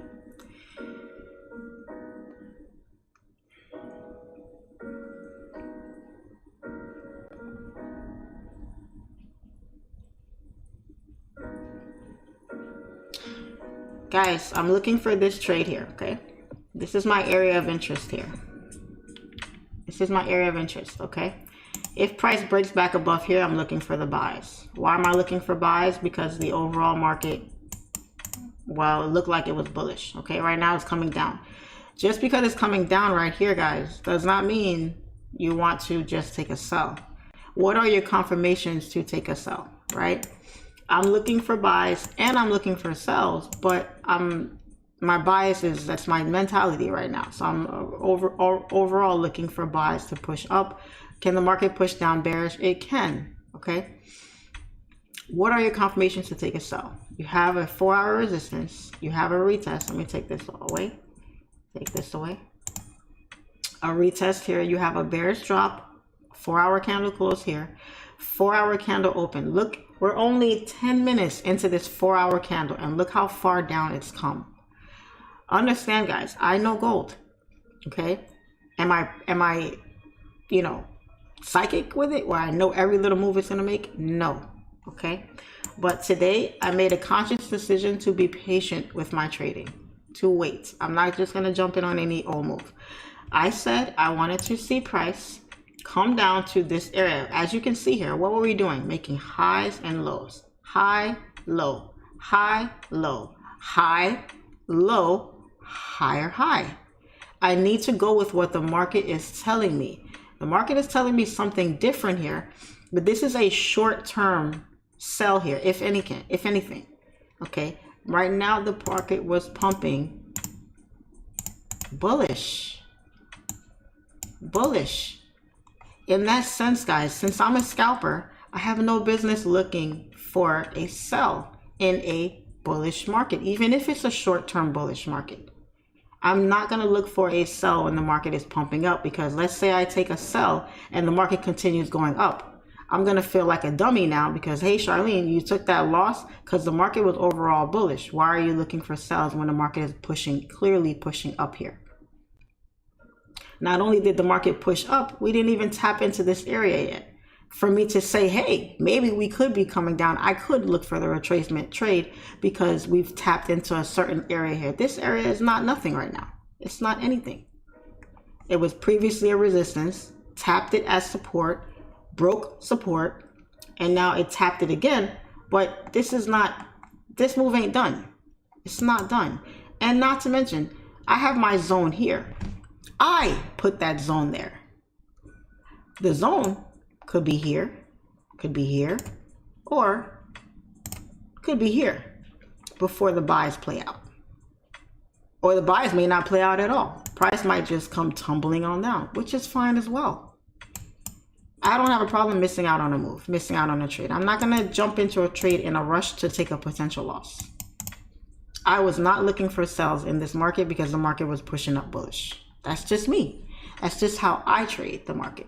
So it's about how you look at the market and how you interpret what you see happening. You understand? So,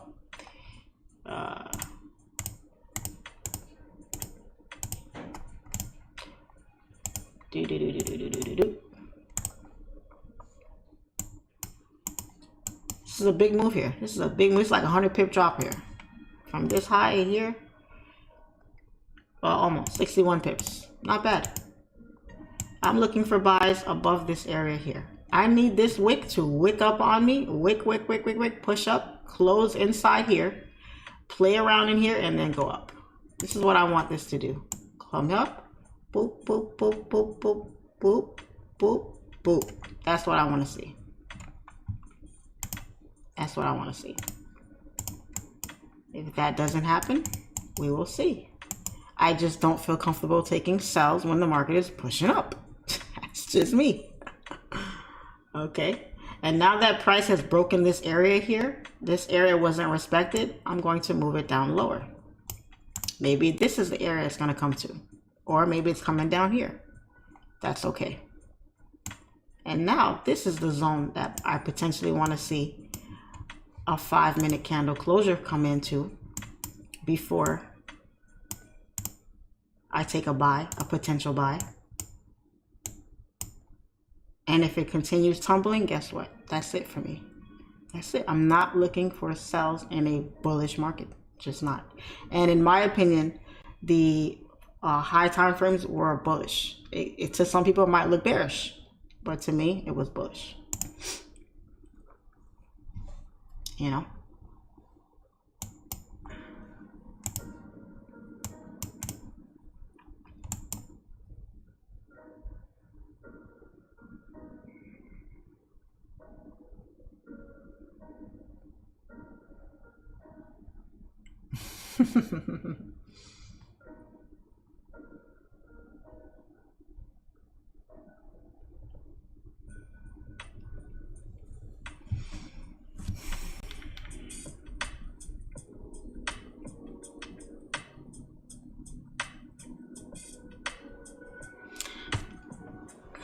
Those of you that are selling gold, good stuff. Good stuff.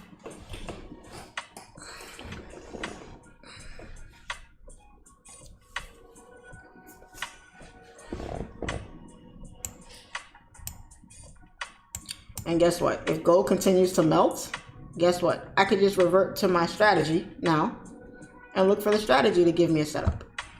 That's it. To take sell continuations. Right on down.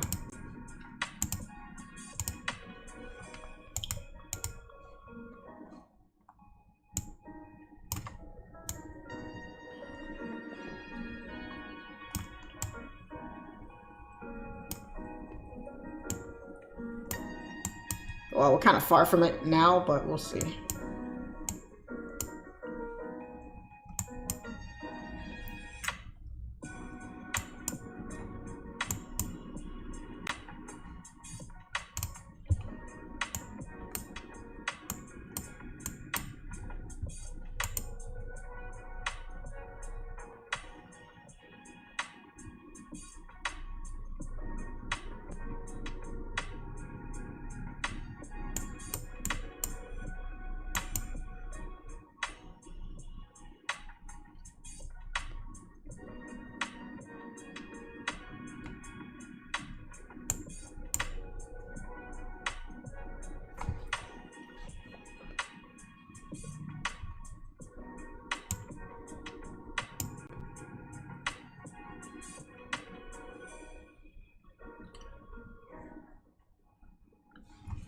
Want to take my one-on-one class, just message me on Instagram and we can talk about it. How do I join my course? The link is in the description box below.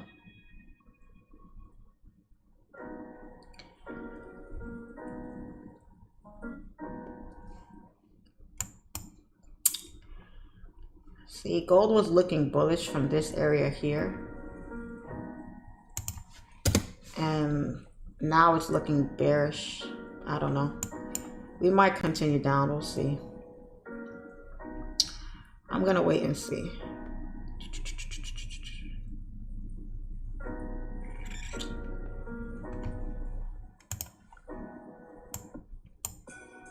See, even on the daily, this zone right here on the daily time frame, resistance, break, retest, higher high. We came down, tapped into this zone again. If we break here, we're definitely coming down. We're definitely coming down if we break here. Then we're no longer bullish anymore. We're going to be bearish at that point.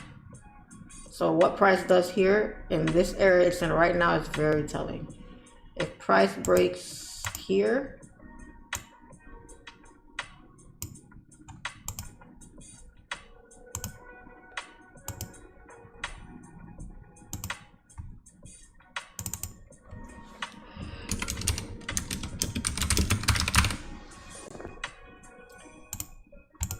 price breaks there, we're definitely selling.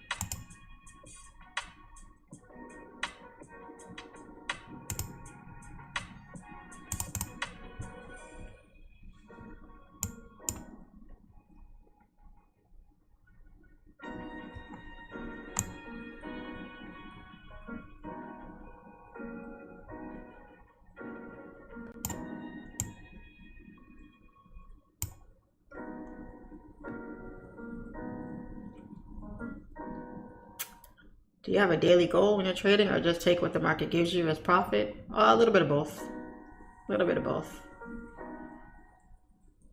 A little bit of both. Because you can have a goal, but just the market doesn't mean it's going to give you that goal. So you got to be, you know, realistic about what you want to make. You know.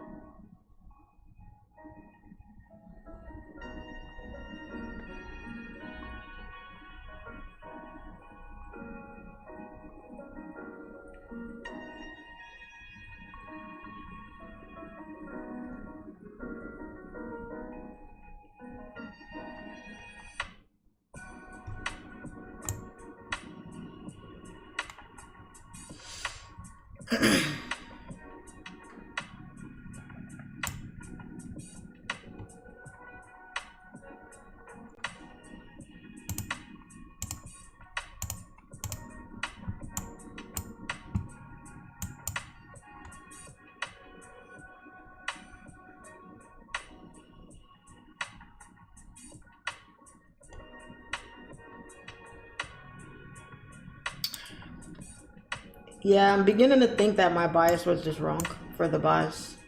I think we're selling off here. I don't really see the buys playing out here right now. This has to clear this entire area. This is gonna come down. This is gonna tap into this area here. I don't see this stopping and going up bullish right now. We were bullish. We were looking for the retest to continue up, but looks like price ain't coming back to tap into these areas here. It's probably going to continue down here. Looks like I was wrong about the bias, because the way this 4-hour candle is pumping away is crazy. 25 minutes in and this is almost an 80 pip push already. That's insane. So today is not my day with gold.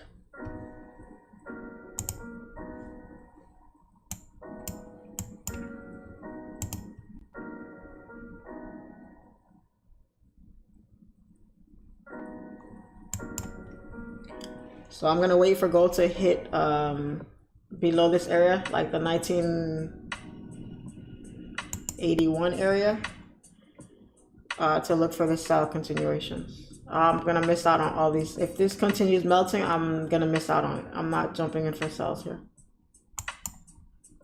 So this was just literally just a short-term buy for the sell continuation. If we look here, we'll see short-term buy, sells, short-term buy, sells. Notice how this structure looks similar to this structure here. And then what did this do? Come down. So this most likely is going to come down too. So it's going to be waiting a lot longer than I'd like to be here. Would have been nice to catch these sells, but I wasn't looking for sells. I didn't feel comfortable looking for sells. So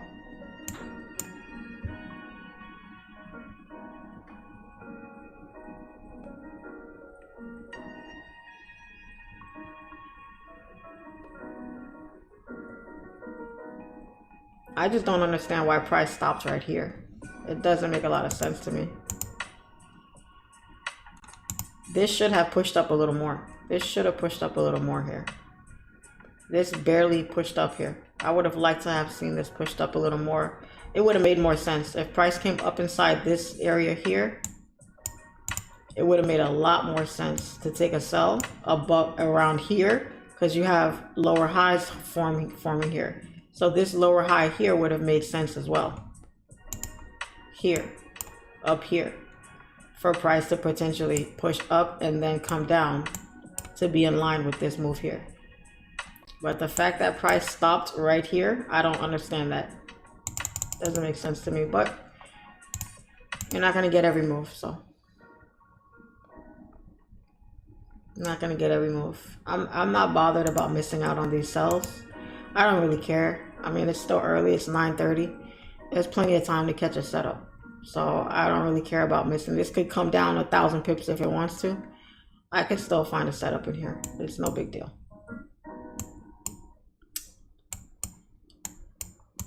Just gotta wait a little longer now. But if we did catch these sells, I would have taken profit. I would have been done for the day. I wouldn't have held all the way down here. I wouldn't even caught this. I would have caught this and been out. I wouldn't have caught this entire move here. Because again, I wasn't looking for the sells. I was looking for buys. So if I was gonna take a sell, it would have been a short-term sell. So it's 9:30. Price has stopped here for whatever reason. Let's see how long it's gonna linger here for. Before it either pushes up or continues down. So.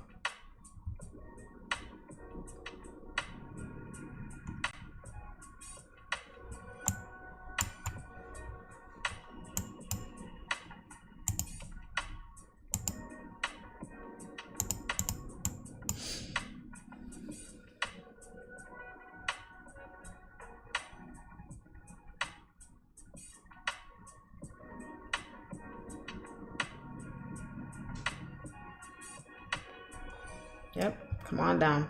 Come on down. Boop, boop, boop, boop. Come on down.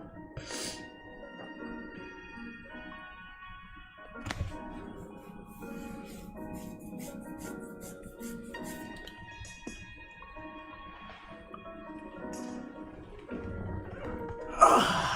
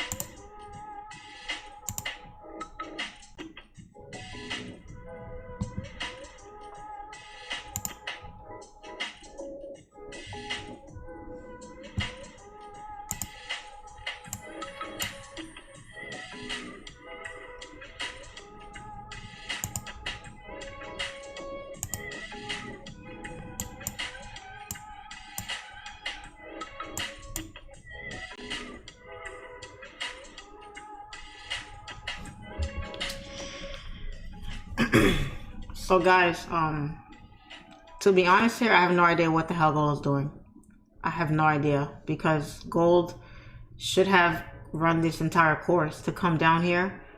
We wicked out here, which I don't know why we wicked out there. This is not a major area. This is not a major zone here at all. So this wick out here, I don't know what the hell is going on here today with gold. Gold is, I don't like what I'm seeing. It did not pull up, continue up here. It stopped here, broke this low. It wicked out here. It's pumping up now. These, I'm not comfortable with these setups. I don't know what on God's green earth gold is doing. Gold just stopped here out of nowhere. This is a major support down here. This is a support. Gold is nowhere near these area right now. It's pushing up here. I'm not taking a buy here. I'm not. It's leaving too much room for error. It's leaving too much room for stop loss to get hit. This is a stop loss here. You know what I'm saying? This is insane. I'm not doing that. I don't know what gold. I might not trade today, guys. I might not take a trade today. I don't like what I'm seeing on gold. Gold is not behaving the way I need it to behave at all.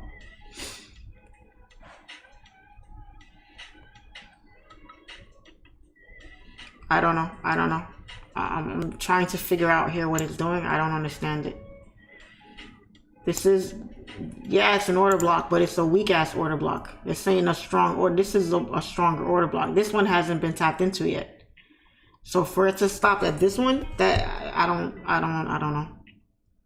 I really don't feel comfortable taking buys here.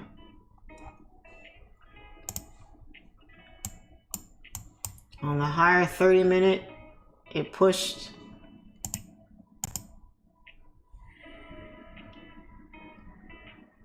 It's rejecting at this same, so it's 4-hour order block maybe. This is a 4-hour area here.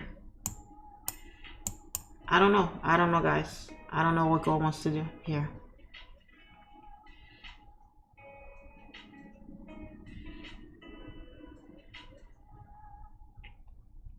Gold pushed out of this area here.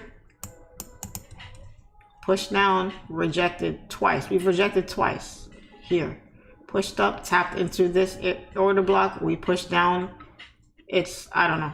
I just don't feel comfortable with this setup here. I have no idea what gold is doing, guys. If you're in sells, great, but I'm not seeing anything here. I'm not taking any trade here. I'm not taking any trade. I don't feel comfortable with this at all. So just gonna wait. I'm just gonna wait.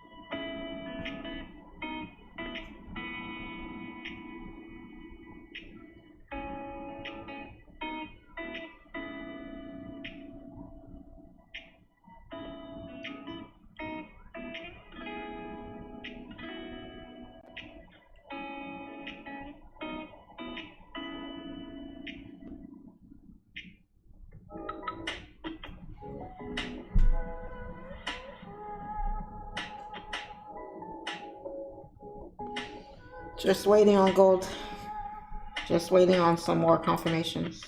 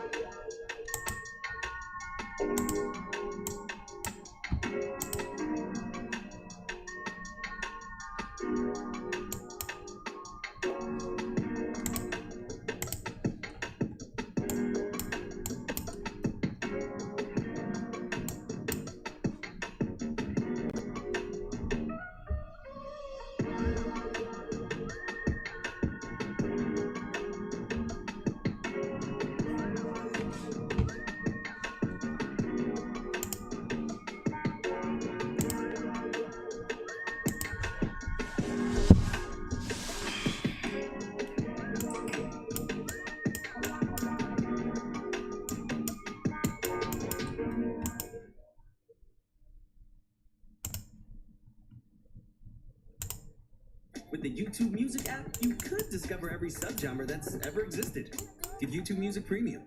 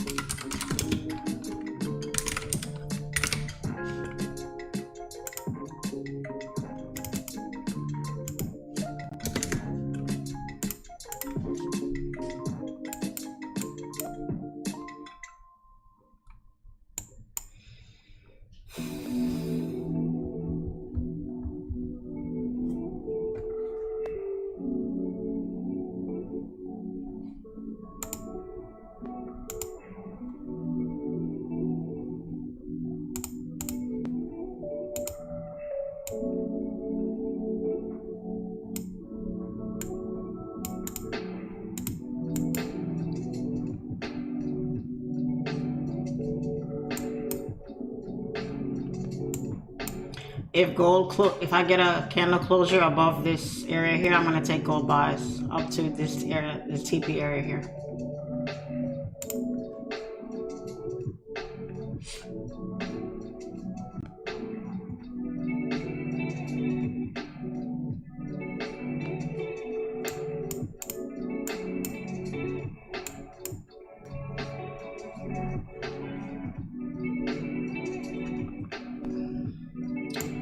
So this was what looks like a retracement here for the sell. Price came all the way down to this area here. It pushed up to where I was looking for price to retest for the buys to continue, but it just shot up in one 5-minute candle. It didn't really give an opportunity. I wanted to see a candle close above here and then look for the buy, but it didn't give it that opportunity, so it just pushed up. So a lot of missed opportunities for me today, but I'm okay with it because gold is just not my friend today. It's not giving me my it's either not giving me my setup or it's not giving me my entry opportunity. So I wish this would have closed here and then it maybe would have gave me, you know, whatever, but whatever, it's okay. Looking for gold to break this high here, and then once it breaks, I'll be taking a buy inside there. And then US30, I'm looking for US30 to break this area here for the sell, TP1, TP2. So a lot going on in the markets today. You know, we finally have some volume, but there's so much volume, it's just not giving me my entries where I'm comfortable with taking them. Down here, you know, gold did not come all the way down, which I thought it would. It stopped here. It did give some opportunity here, but I wasn't comfortable entering it here because I still saw opportunity for price to continue down. It pushed up here, and then that's all she wrote. So every day is not gonna be that day, you know. It's gonna make you work for your money sometimes. I'm glad to see you guys are winning in here. I just hope you guys are not entering off of impulsive entries. Make sure you're following your trading plan, you're following your confirmations, and you're not just entering because you see gold down or pumping up. You guys better be using discipline when you're trading, because if not, then you're just gambling. So just be careful with that.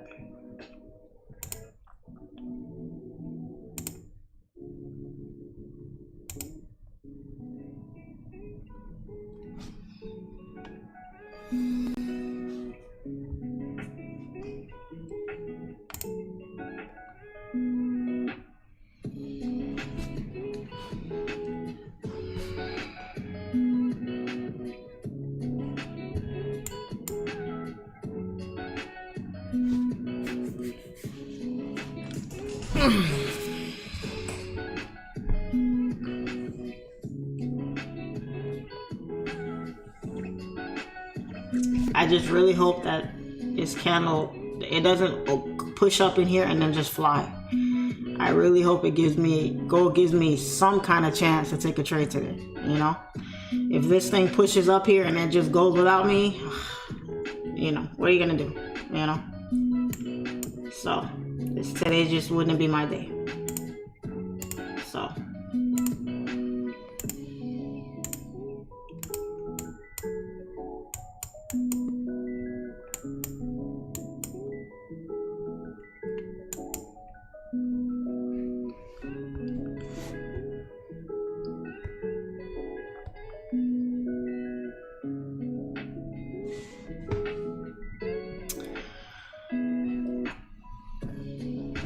definitely learned a lot about discipline watching you trade.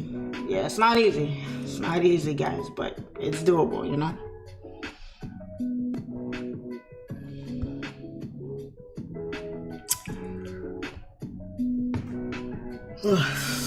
Yesterday we got off the live session and gold and AU both took off. So we ain't gonna miss that today. We're gonna stay on here until we see something.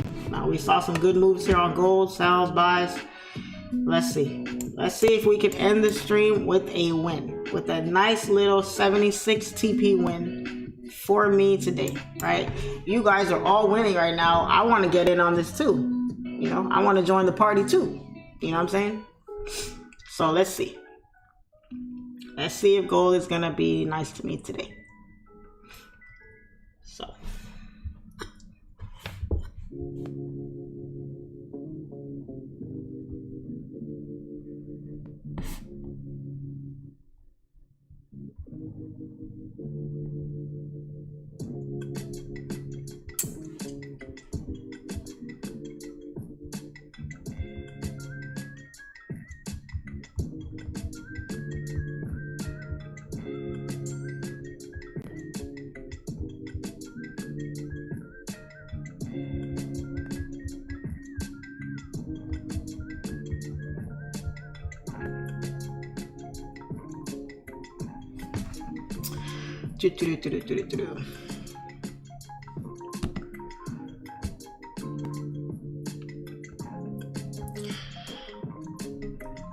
So I know the questions are going to come. Charlene, why didn't you take the buys above the area? You were looking for buys above that area. Simply because, guys, what I was waiting for before, the pullback and then the buy. The problem is the pullback came a lot deeper than I thought, to the point where I thought the market was bearish, right? Because this thing just kept dropping. It wasn't retracing at all. And then we rejected here. We pushed up for the buy. But if you look here, this is a single 5-minute candle. A single 5-minute candle that flew 100 pips. Never gave me an opportunity to take an entry. It just took off. So sucks for me. So that's why I didn't take the entry for the buys, guys, because the setup I had in mind did not, it played out, but it didn't play out the way I needed it to. The pullback happened, but this was a massive pullback, and the buys played out, but no entry opportunity on the buy. And the pullback that happened here, I don't understand why it pulled back here. I would have liked to see it pull back to down inside this area here. This tried to wick out here. If this wick was down here, it would have made more sense to me. But where price wicked out from, just the way I trade, guys, it just does not make any freaking sense. This area here is BS. It's a BS area. So I did not see that here. This pushed up, but this could have easily continued down. Could have easily continued down into this area here. A lot of space, a lot of money, a lot of liquidity sitting down here. So it's just not my setup. It's just not my setup. That's all it is. That's all. So, you know, stings a little bit watching these moves play out right in front of me, and I'm not in any of them. But there's always opportunity around the corner. Always another chance, you know. And this is why I didn't want to touch AU today. AU is not moving at all. At all. This has been sitting here since we started the stream. 3 hours. The market hasn't budged. I'm not touching AU today. Probably all week, because it did that same nonsense yesterday. AU took forever to move yesterday. Are you buying off the closure or the break? Closure. Always a closure. That's why I didn't take the buys. It did not give me a closure above my area. It closed at my damn TP. Notice where it hit. This was TP, guys. Where did price hit? TP. That was my TP. Remember, before I changed it to buys above, it was TP1, TP2. If you don't believe me, rewatch the stream and you'll see. This was TP1. This was TP2. Where did price tap before it retraced? TP1. So, didn't give me a chance to get in. So.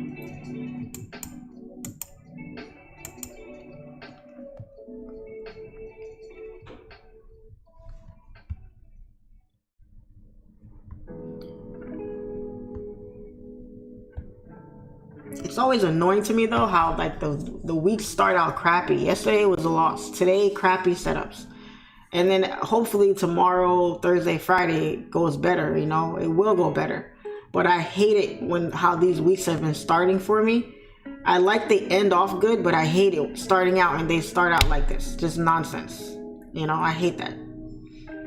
Like why can't the week start out great and maybe end off bad? You know, it's just nuts. You know, I see my setup. I can't even take it because it doesn't give me my entry. So, pain in the butt, man.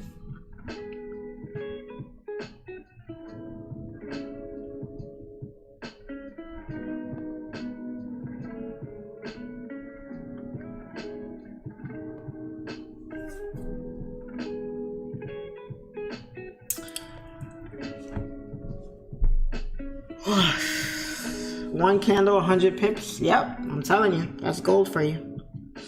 Gold is a different beast, different monster.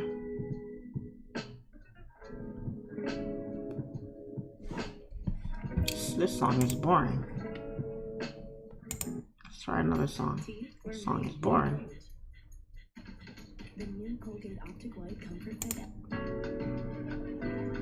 Oh, not that one.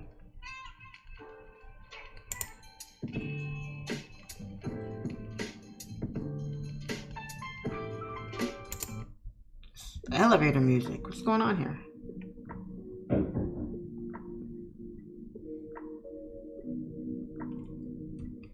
Alright, let's give this song a try.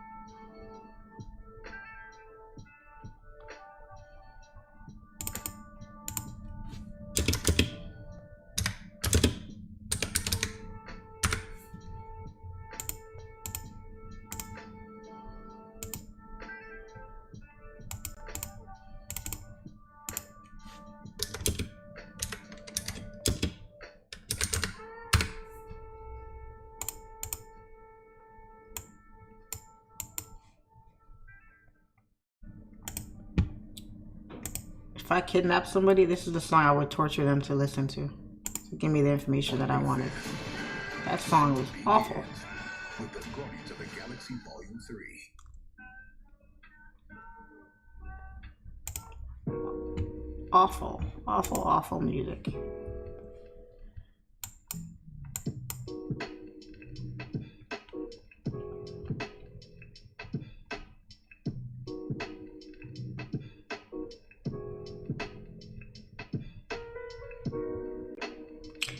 Charlene, what does your computer setup look like? I think it's pretty cool. I decorated it pretty nice. I need a bigger desk though, but it's alright looking. I'll do a YouTube video on it. How about that? I'll do a YouTube video on that.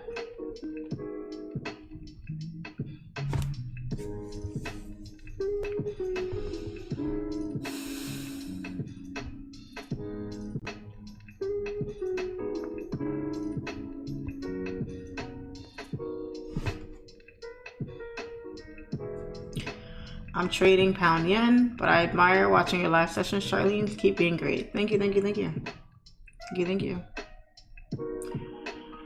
Let's get the likes up, guys.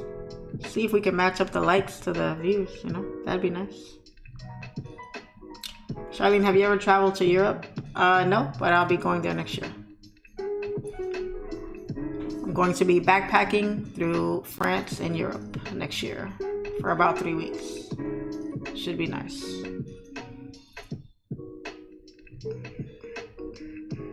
Go back to that last song. The one that made my ears bleed. That song was awful.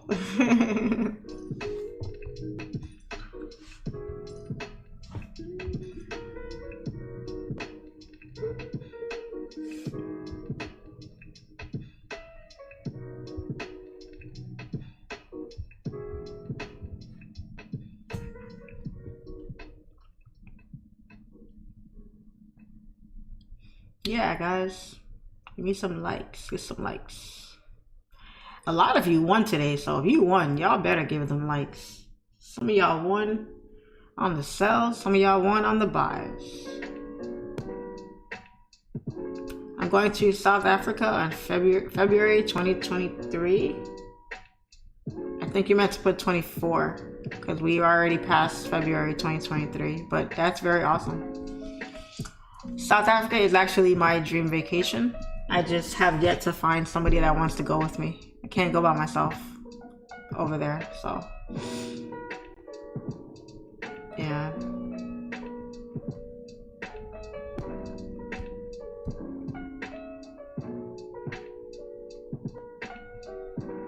Yay, likes going up. Awesome.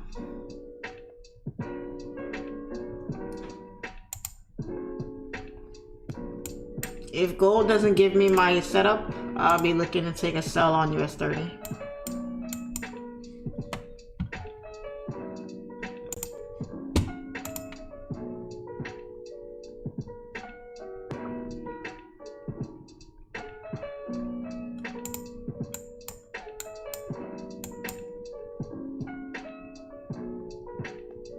I'll go.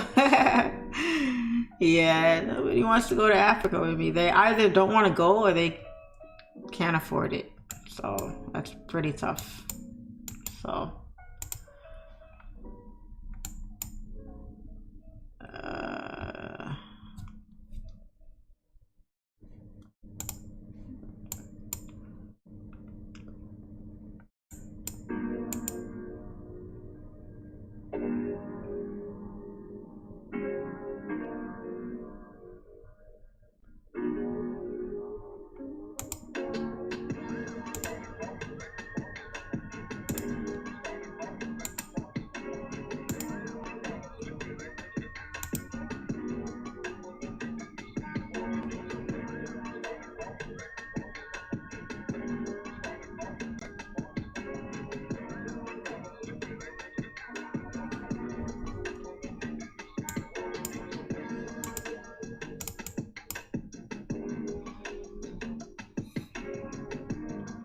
Cape Town, Africa is a must travel. Yep. I know. That's where I'm going. That's where I want to go.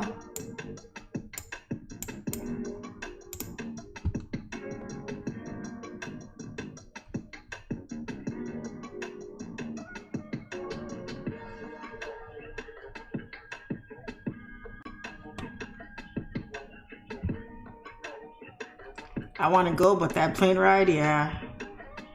Gotta fly business to go over there. That's a long plane ride. Dubai was 18 hours for me, and that damn near killed me. So, join a travel group? Thought about it. I thought about it.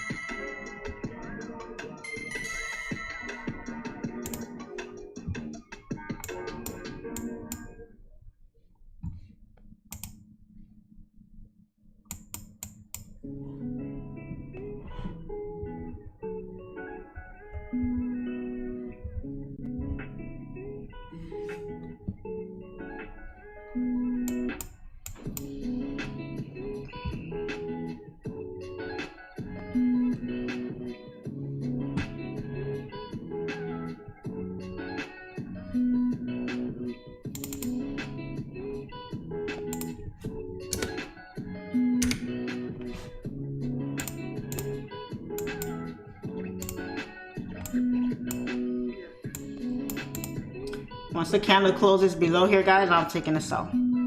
I just need it to close.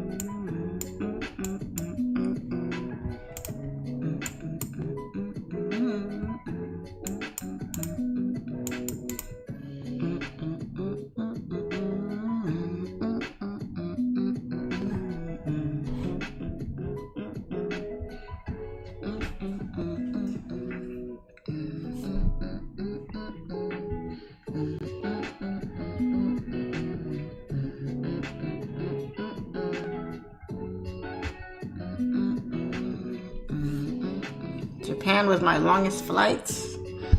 Yeah, my brother's leaving for Japan in a couple days with his girlfriend.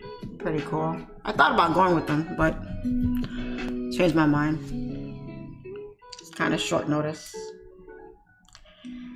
But I am going somewhere next month. So, surprise, surprise. Tokyo is dope. Yeah. You could discover every subgenre that's ever existed. Get YouTube Music Premium.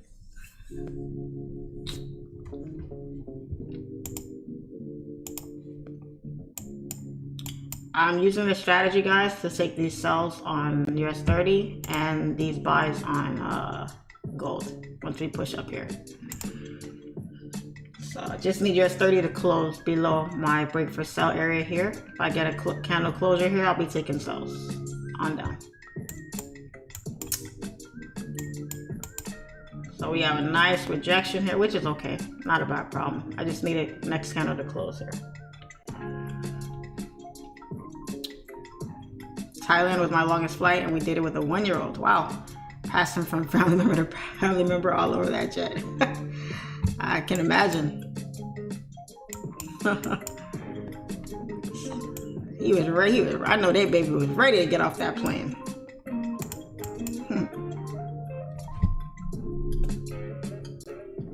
Are you planning to write a book? No.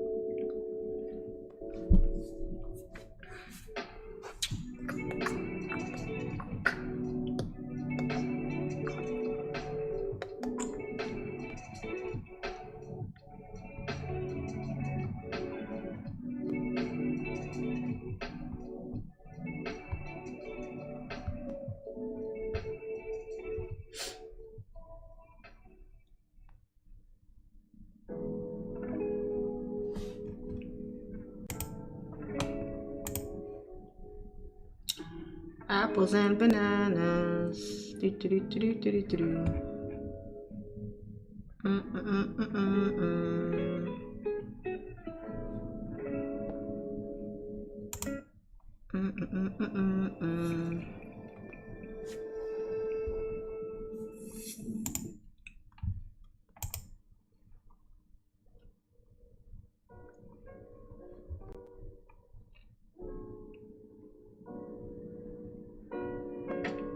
Hot place or cold? Hot. Very hot. Very hot.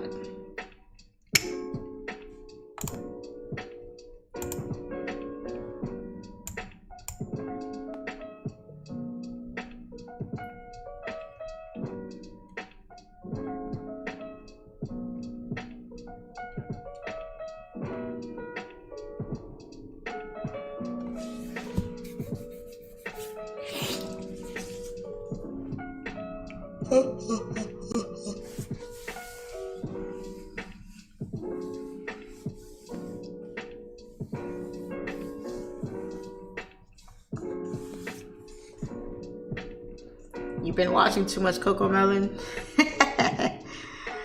And you have a lot of little cousins that love you, that want to be around you all the time. They make you watch stuff.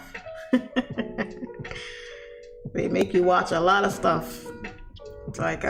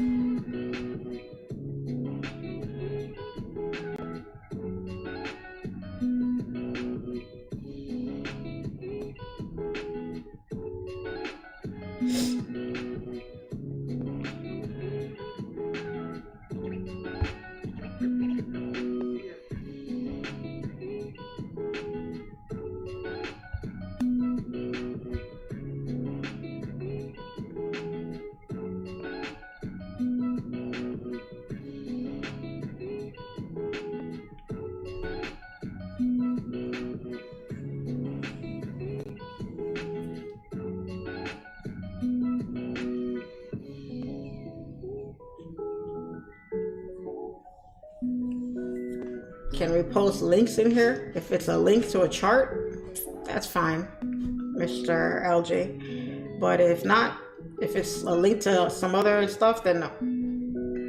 If it's a chart you want me to look at, that's fine.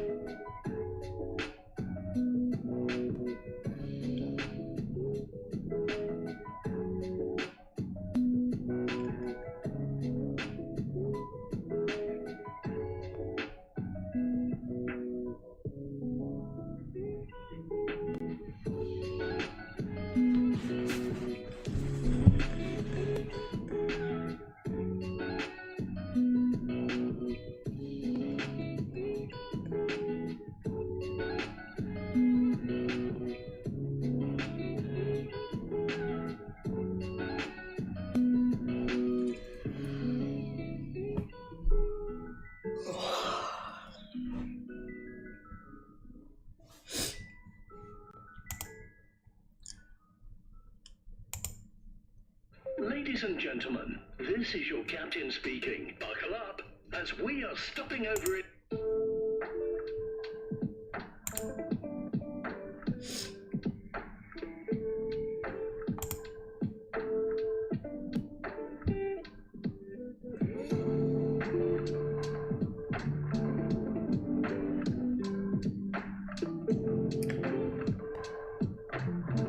I'm listening to YouTube music, guys.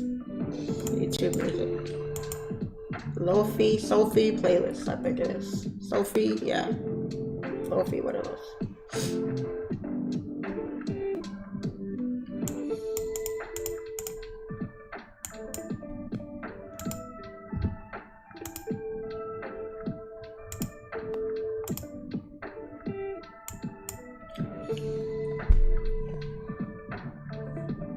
Oh.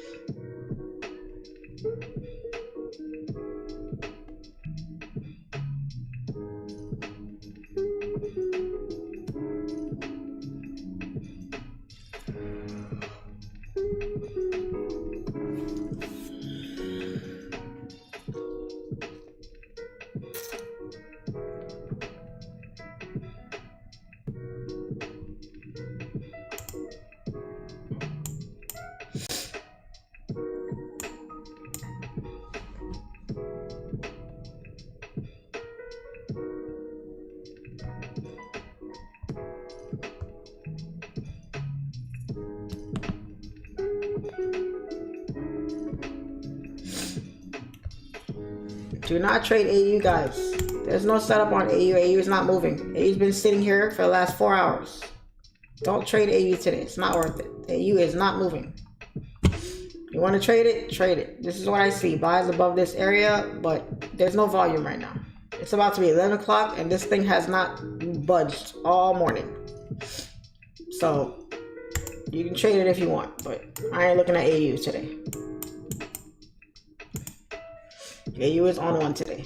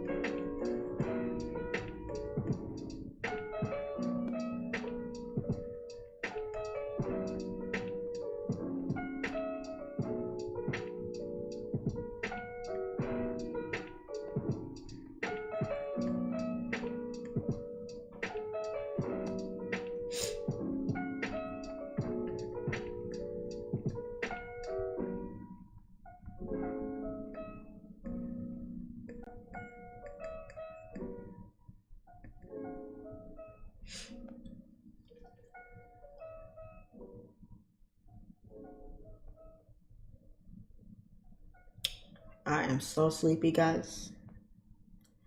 Watch me end the live and everything decides to start pumping again. Gold or US30? Y'all got 1 more hour to give me something. All right, that's it. Giving them an ultimatum right now. Give me something.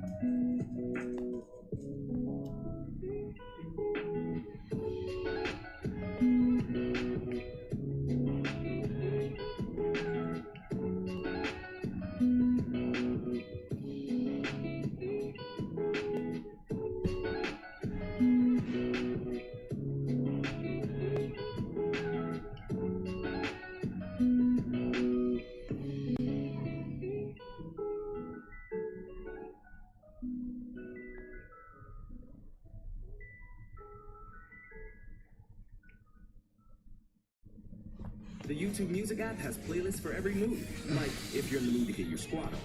Give YouTube Music Premium.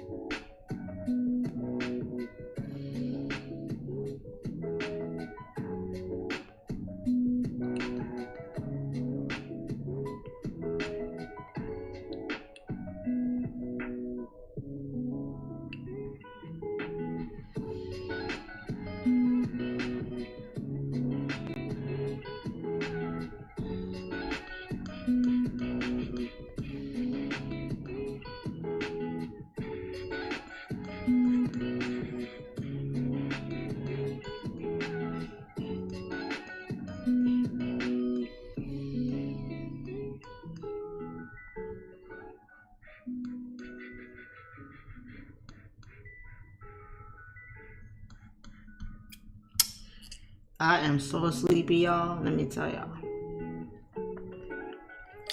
What I wouldn't give for a nap right now. See, it's my body knows. My body knows.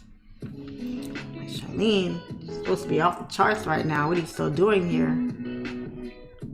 You're supposed to be taking your early morning nap or at the gym right now. But the markets just won't let me be great.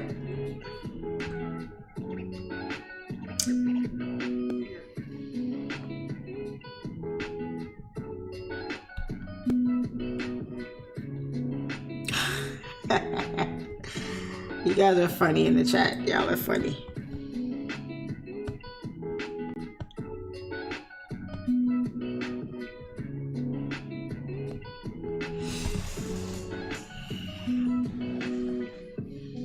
Thank you for sticking around.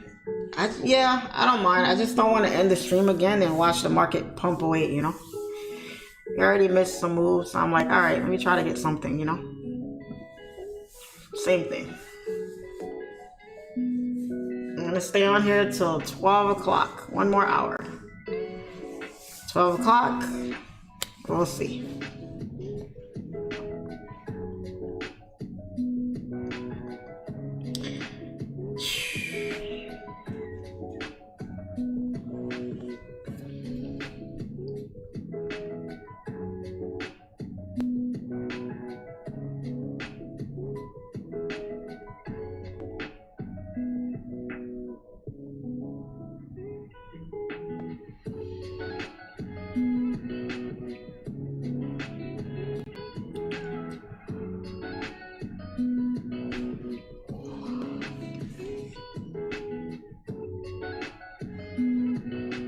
Watch AU start pumping at 11. I'm telling you, markets like to play with me.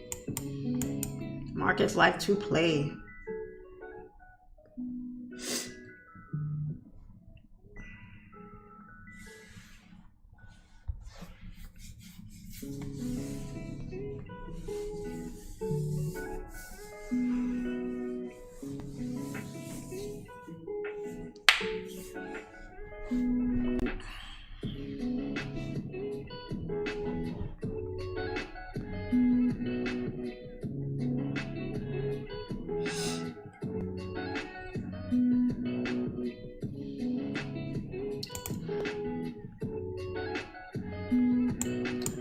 Price keeps coming to around my entry area and rejecting. Came here, rejected.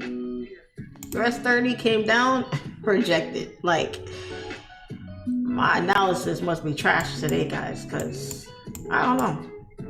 I don't know. I'm not feeling it today. How many times price came, wow, acted like it wanted, bro. Okay, wait for a candle break. Whoop, push back up. Gold comes to my entry, shoots up in 1 5-minute candle, comes, hits my TP, rejects. And now I'm looking for another, nothing. Like, today ain't my day, man. Today's not my day. Today is not my day.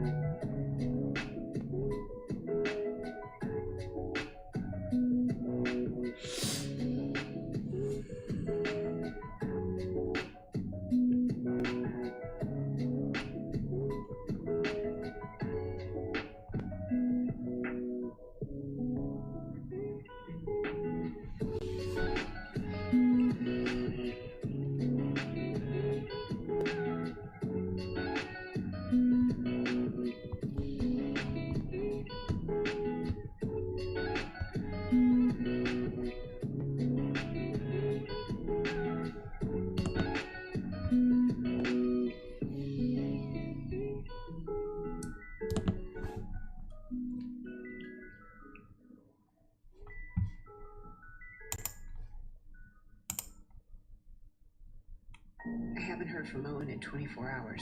Your husband is not who you think he is. I trim my chest hair into the shape of small animals. It's a squirrel. You need.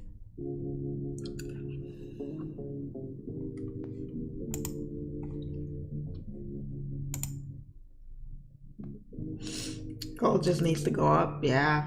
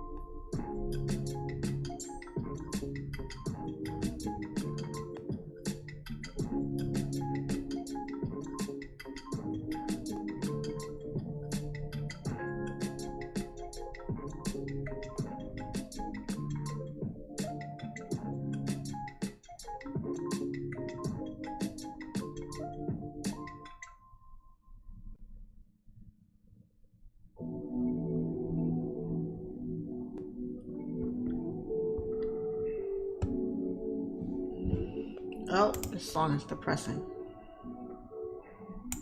I don't want to hear that song.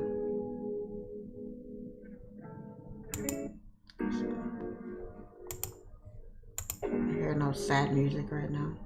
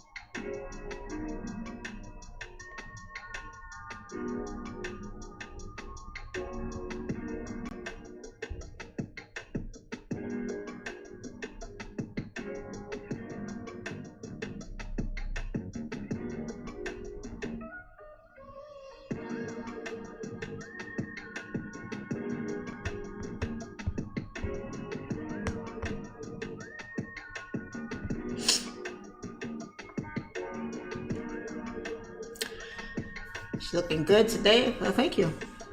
Thank you. I woke up like this. Literally. I'm literally in my pajamas, guys. I do my lives in my pajamas. So I woke up like this.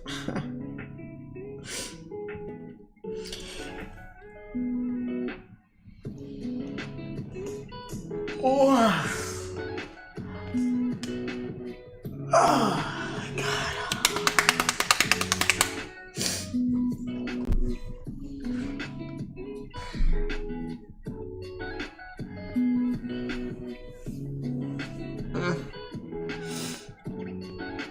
What do you guys think? Should I end the stream here?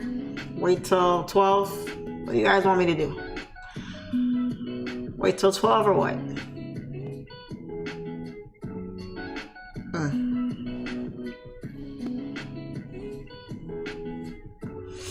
Wait or end the stream?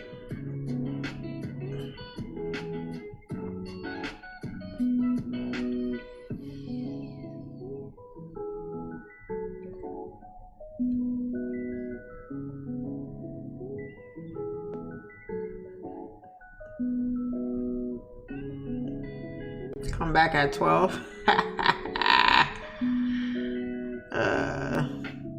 12. If you can wait, that'd be great. Wait. All right.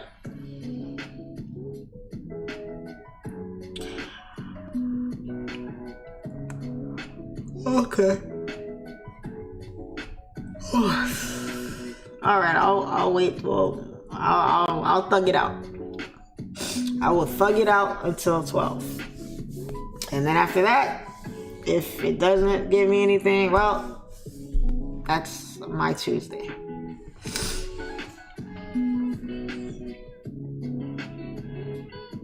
Set an alert? Nah.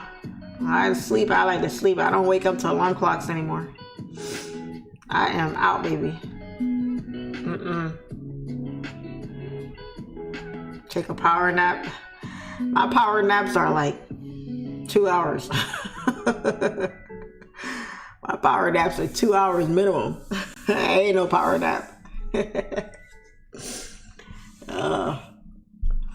Did you teach your brother how to trade yet? Nah, he doesn't want to learn. He doesn't care about trading. He's in his own world. He likes to travel, play music, DJ, hang out with his girlfriend, and do his own thing.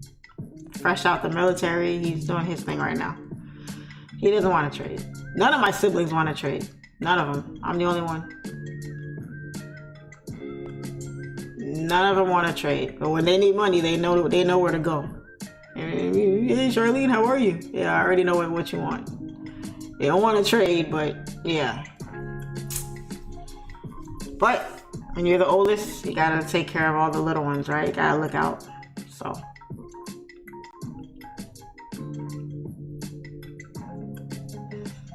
If they only knew. Yeah, but trading isn't for everybody, though. That's the thing. It really isn't. That's why I don't force it on anybody. I don't force it on none of my family members, none of my siblings, nothing. I only focus on those who actually want to do it.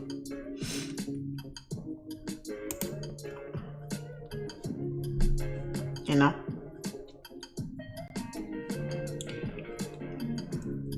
If you want to do it, I'll help you. If you don't, it's not for everybody.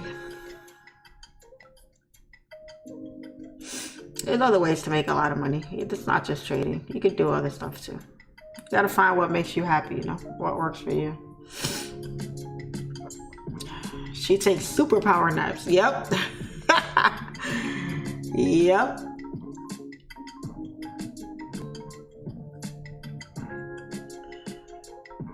Can't wait to get on that schedule, wake up when I want to. Yeah, it's a good life. Yeah, I ain't gonna lie, it's a good life. I thank God every day for the Forex. Trust me, I thank God every day. Charlene, my wife trades stocks. She's better than me. Cool. Cool, you know. The women, the wives, the women are always the force behind the relationships, you know. You guys are not nothing without your women. We're the reasons why you're here. You wouldn't be here without the strength of a woman, you know? That's why I appreciate men that cherish women, you know, treat us like the queens that we are, because without us, it wouldn't be anything, you know? Adam wouldn't have been nothing without Eve, you know? So.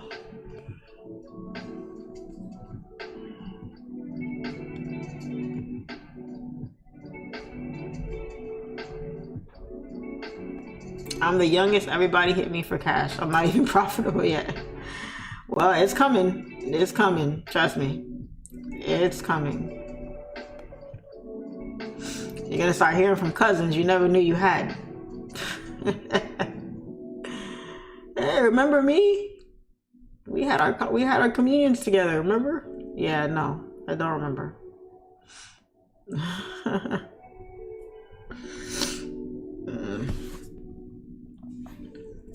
Feels good to help people. You just got to make sure you're not getting taken advantage of. That's all. Because you can, you know, very easily get taken advantage of. You not even realize it. You know.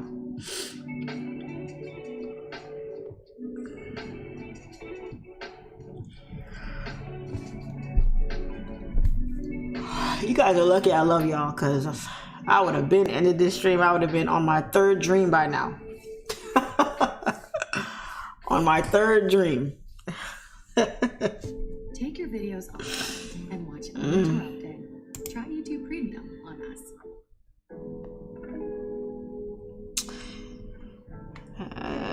Let's try a different playlist here. Let's see.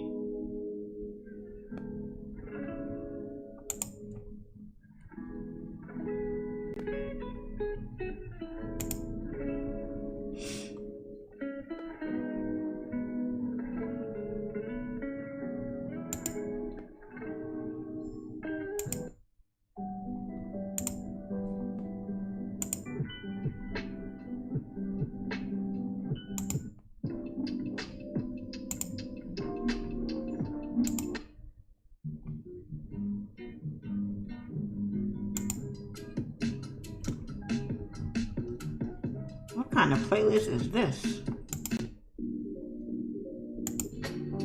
Oh no, I am not feeling this one. Oh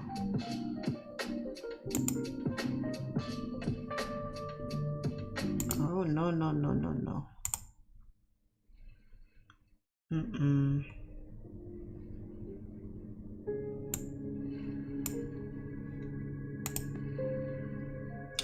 We love you, Charlene. I love you back. I love you guys back. I love you guys back. Right back. Go nap. I don't think you're gonna miss much. Yeah. Yeah, it doesn't look that way. But that always happens. That always happens. I end the stream and boom. Like 5 minutes later, 10 minutes later, my DMs are going crazy. Charlene did this. Charlene, this happened. Oh my God, this happened. Right after you ended. Always, always. It's like without fail. It always happens. So I'm going to ride this out today and just see. Until 12 o'clock. We have another 40 minutes. 45 minutes or so. And let's see what happens. Market got 45 minutes to show me some money. Show me the money. Otherwise, that's it for me today. US30 came down here and said, nope. We're going to play with your emotions today, Charlene. We're not going to drop. And then it came back up here. AU said, nope. I'm going to hang out right here today. I ain't going to give you nothing. Nothing. And then Gold decided to tank and push and just chill. So, gave you a nice long pullback, gave you no entry, and we're gonna just sit right below your area of interest here. And we're just gonna let you twist in the wind. That's just it, not my day. Ain't it for me, guys? So, I'm gonna stay on here until 12 o'clock, another 40 minutes, and then that'll be it for me today.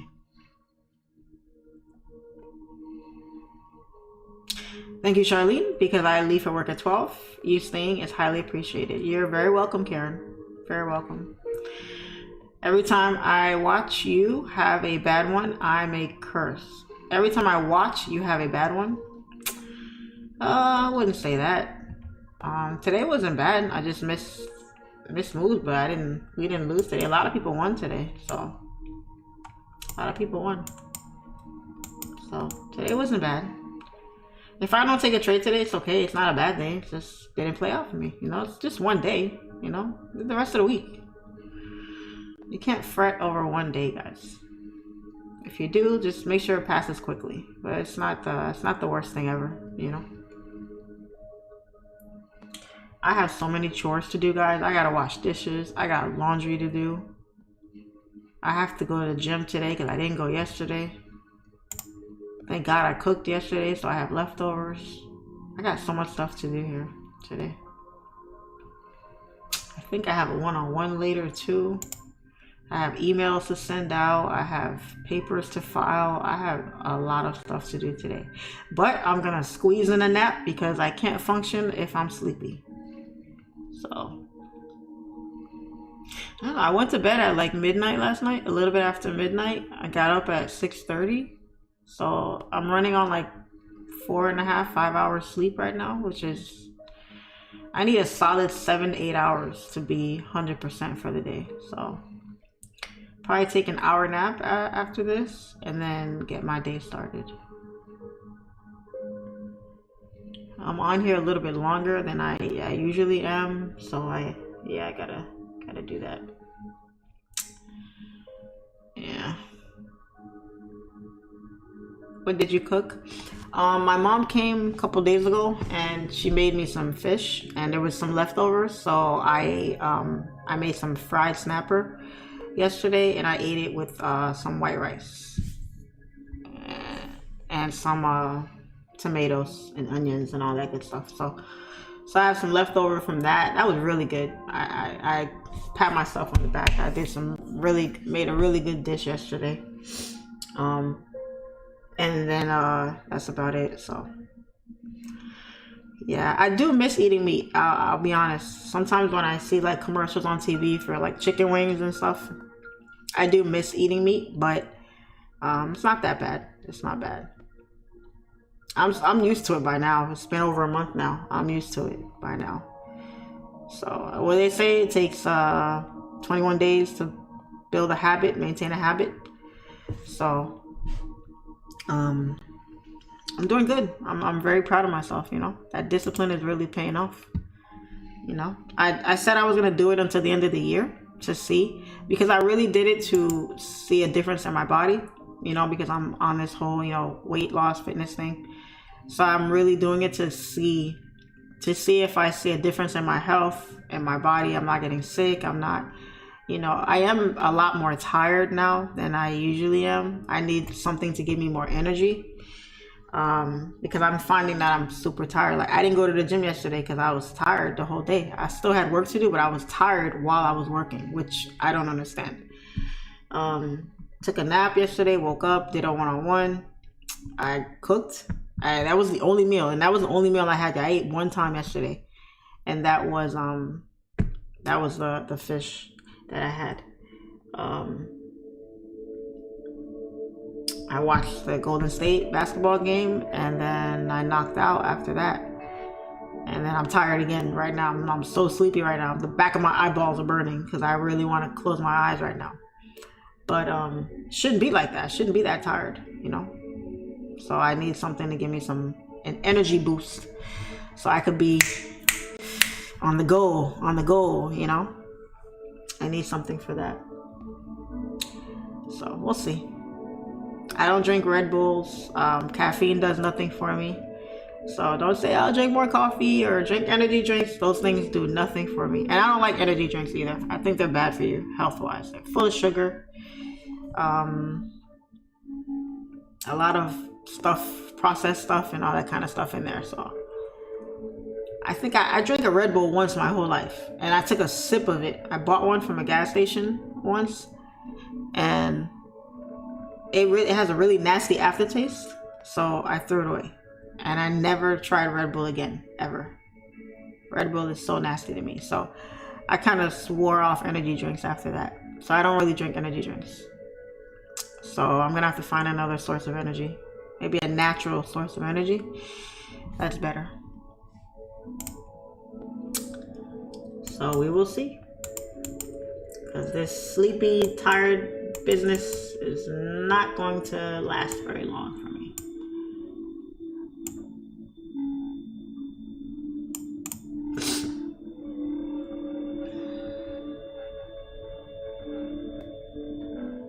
Drink your moss with spirulina and flax seeds. Okay, give that a shot. That was a good game. I ain't gonna lie, I was pretty upset. I don't think they're gonna win the series. I really like Steph Curry. I want to see him win all the time. And they don't have any defense. They're not playing any defense, so I don't see them winning that. They can't stop Sacramento from shooting the ball in the ocean right now. They can't defend a parked car right now. It is awful, the type of defense they're playing right now. If they don't tighten up that defense, they're not winning. They're not going back to the finals. So they'll probably win one game, but they're not going to win the series, I don't think. So have a banana in the morning. It's high in B12, which is a natural energy booster. I do eat a lot of bananas. I haven't had one in a while. Do I have any bananas? No, I don't have any bananas. But yeah, I do eat a lot of bananas. I didn't know they were a source of energy though. I just eat them because I know they're good for you. But I'll probably go get some today. I had some mangoes yesterday. Was it yesterday or the day before? Day before I had some mangoes. I bought some mangoes. They weren't that good though. I wish they tasted better. Yeah. Me too. Defense bad all season. Yeah. They looked awful last night. Awful. They can't win an away game if you paid them to win an away game. It's awful. You know. And then Draymond Green, I'm just waiting for them to give that guy the boot. I hope he's gone after this season. They didn't renew his contract, so they didn't give him an extension. So I'm hoping that means that he's going to be out of here soon, because he's always in some mess. He's always in something. And every time they lose something, he somehow indirectly causes it somehow with his shenanigans. And I don't like that. Just immature, cocky, arrogant, loudmouth, you know. Just, I don't like people that are like that. And he gives off that vibe. And the way he was acting, I mean, he's always, even if he's in the right, sometimes you can't even give him the benefit of the doubt, because he's always in some mess. He's always involved in something. Getting technical, just doesn't want to shut up. He doesn't want to just shut up and play. Loudmouth, getting into it with the crowd and stuff. Look what he did yesterday. That was ridiculous. That was ridiculous. Yeah, he stomped on that guy's chest, but the only reason why I kind of took up for him is because he grabbed his foot. He grabbed his foot. Like, if you grab my foot, I lose my balance. I'm going to try to gain my balance. He just overdid it because he made it look bad with the stomping. So Sabonis just sold it. You know, he just, you know, he flopped and he sold it. He grabbed his foot. How are you going to gain your balance if somebody has a hold of your foot and you can't move? You know? But he didn't have to stomp on the man like that. He would have been better if he would have fell too. But he's always in something. He's always in something. So, and the coaching staff can't control him. The ownership can't control him. Management, nobody can control him. He's a loose cannon. And he doesn't vibe with the team like that. Look what he did to Jordan Poole. Just punched that dude dead in his face. For whatever reason. Probably jealousy, I think. I think it was jealousy. He was probably mad they gave him all that money and he didn't get anything. He didn't get nothing. You know what I'm saying? And then Jordan Poole was on the bench in the fourth quarter. This guy's easily probably the second or third at least best player on your team. Why is he on the bench and you need points, you need scoring out there? He would have came out there, broke ankles, dropping threes all over the place. He would have helped them out. and he's on the bench. I didn't understand that. So I'm like, okay, maybe they trying to lose. I don't know. But, you know, it's just, you know, frustrating. Draymond punched off on Poole, turned that boy into a red meme. Yeah. But, hey, who got the last laugh? He did.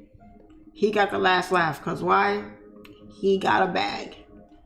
He got 140 M's.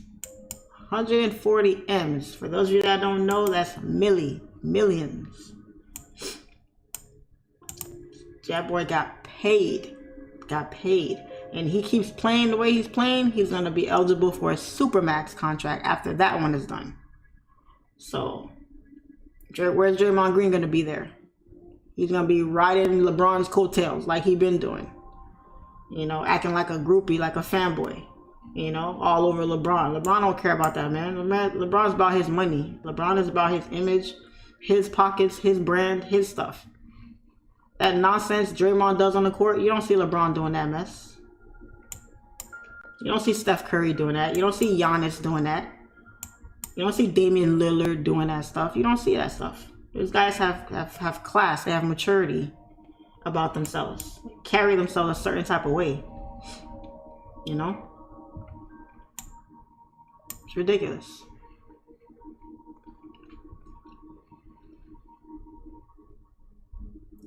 Oh, his ankle was hurt. That's why he was out. Oh, okay. Dang, that's why. I was wondering. I'm like, but why he on the bench? He was standing up, clapping and all types of stuff. I'm like, why is this guy on the bench? So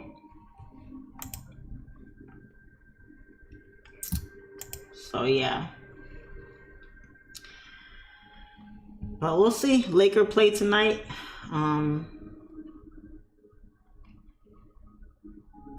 I don't really care for LeBron like that. I like him as like a businessman and all that, but I don't really care for him as a player. I don't like arrogant people. That's just me. I don't like cocky, arrogant people. And if you come off like that way to me, then I'm not gonna like you. And I have a love-hate relationship with LeBron because I like him as like his, you know, his drive, you know, like his mentality, the way he sees things and all that type of stuff, his business acumen. I love all that about him. But on the court, he just rubs me the wrong way sometimes. He acts like he's the best thing to ever grace basketball. He's very arrogant, very cocky. He's very, very narcissistic. He wants everything to be about him all the time, anytime. I just feel like he be doing the most sometimes. And a lot of times he be throwing his teammates under the bus. He's very passive aggressive about it. So sometimes you can't really like criticize him for it. They make excuses for him a lot and stuff on the court. Things that he does, or he doesn't have enough help. He doesn't do this, that. You know, he should have more championships. He needs this. And it's not the same.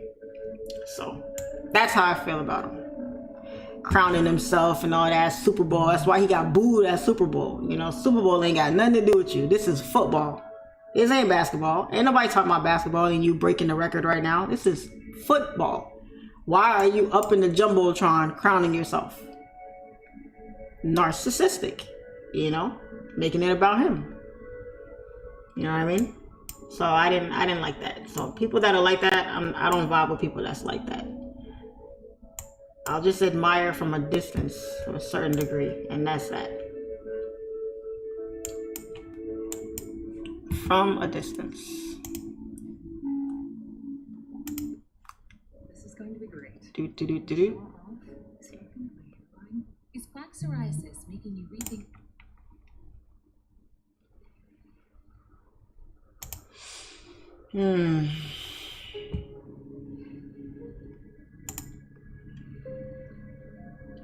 If LeBron approaches you, can you give him leg on a first date? I don't know what that means. The same without Dre. Steph will do anything, then show time. The league doesn't like Steph. I don't think so. I think they like Steph a lot, actually. I think Steph is well liked in the league. Even when he does bad, they don't really get on him. He's a babyface assassin. You know, Steph is humble with it in a good way. You know, He's humble with it. He's arrogant too in a sense, but in a humble way he does it. You know. Look at what happened with Russell Westbrook. You know, I never really liked Russell Westbrook. I thought he was more than what they made him out to be. I thought he was a very selfish player. He only cared about getting his numbers, triple doubles. They said that he was only happy if the team won and he didn't get a triple double, he wasn't happy. But if the team lost and he got a triple double, he was all giddy and happy and all that. I'm like, what type of player is that? You know, it's not about you. It's a team sport. You know, you want to win. It's not about your stats. So when I saw him getting killed the way he was with the Lakers, I didn't feel bad for him at all. I was like, that's what you get, because you're a selfish player. You thought you were going to come here and beat a man and do all this, supposed to help LeBron. And LeBron left him out in the cold. LeBron didn't say one word of defense in that boy. Snapping at the media and all that. And I didn't feel bad at all. Because that's what he get. You know, when he was on top of the world, he was stunting on everybody. He was act like he's the man.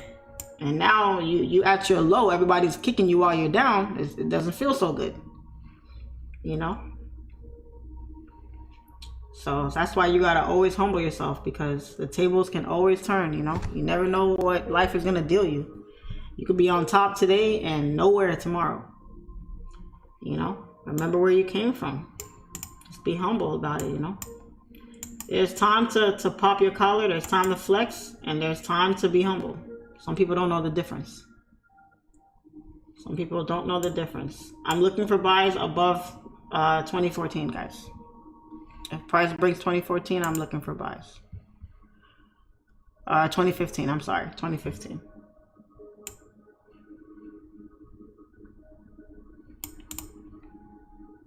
Take profit 1, take profit 2. Let's see.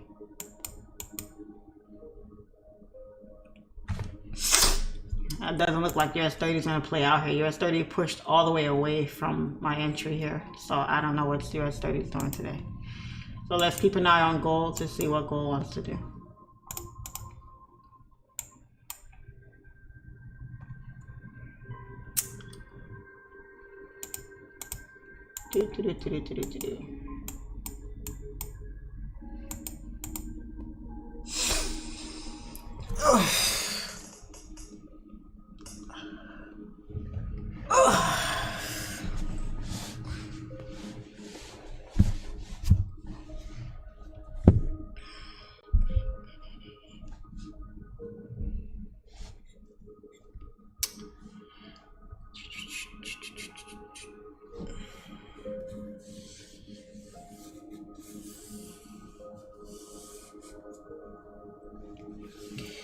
You don't get your flowers when you can smell it. I guess something unfortunate needs to happen to LeBron for people to start giving him the flowers he deserves.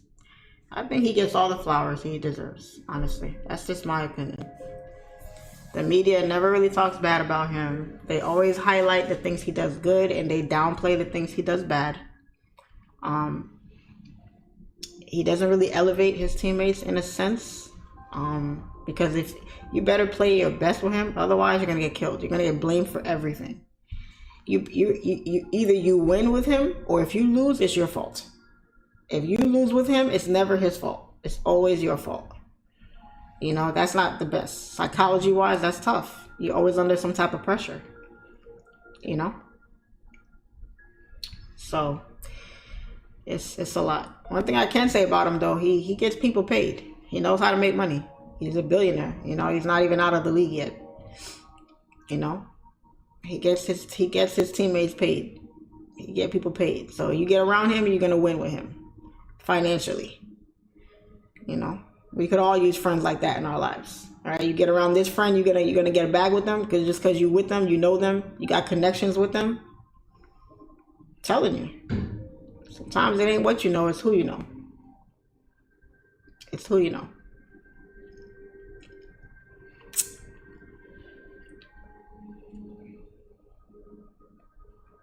Skip Bayless is the only one that keeps it real with LeBron. I don't really care for Skip Bayless because Skip Bayless, he's not a real he's not objective with his commentary. He's very he makes things personal. Takes things personal. I don't like that about him. You know, I like people like Charles Barkley. Charles Barkley, if you watch him on Inside the NBA at the end of games, he's very honest about things. He don't sugarcoat nothing. He's very honest. Skip Bayless not like that. Neither is Shannon. Shannon is not objective when it comes to LeBron. LeBron can do no wrong in that man's eyes. You know, he could get away with all types of murder. You know, so some of them you can read between the lines. You know who's who. You know who's friends and who's not. Trust me. Yeah, Skip makes things personal. He does. He had a fallout once with Russell Westbrook, and now he has nothing nice to say about him. He has, anytime even if he does something good, he gonna find something wrong with it and harp on that only. You know, so you can't I can't rock with that. I can't. You're not gonna be fair, then I don't want to hear you. 11:40, guys, almost 11:40, another 20 minutes, and then that's it for me today. That is it. What a morning, what a day.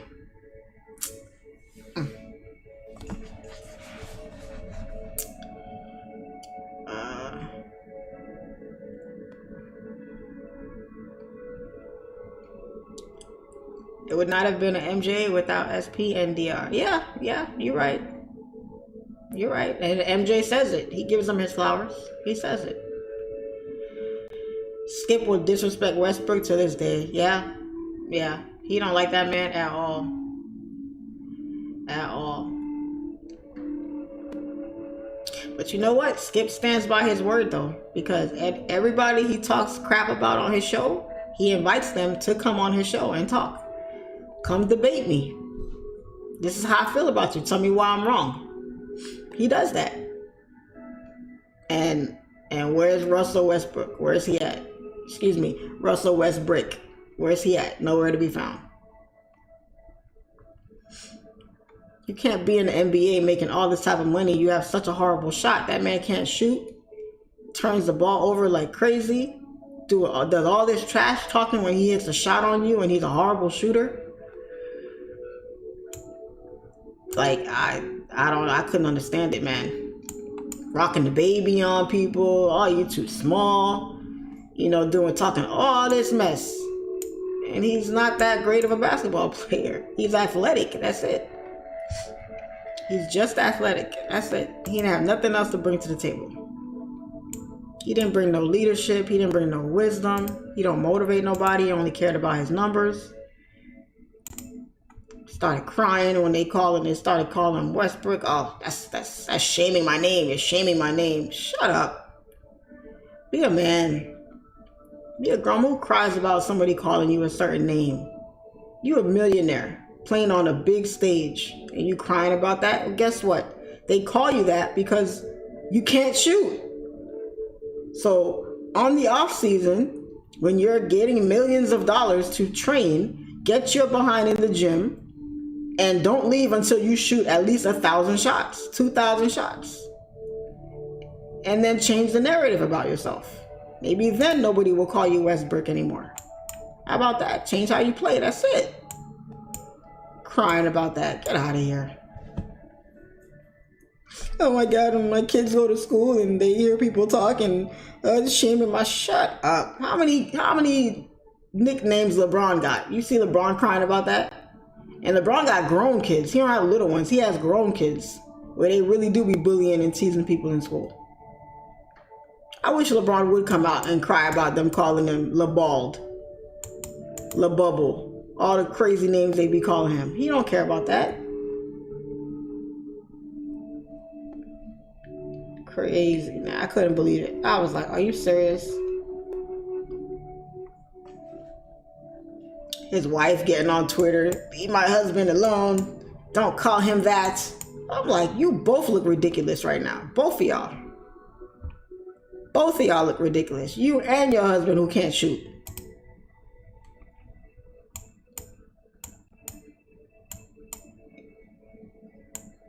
Change your name to Westbrook family. Change your name to Westbrook. That's what your name is now. Yeah, he's very overrated. Very overrated. He can't shoot. He can't pass. He can't. He can barely dunk anymore. He's not as athletic as he used to be. He's very arrogant, very cocky on the court. Come on, man. He doesn't bring anything to anybody's team. He be getting lost out there on defense. He don't know who he's guarding. Chucking up threes, and you know you can't shoot threes. It's ridiculous.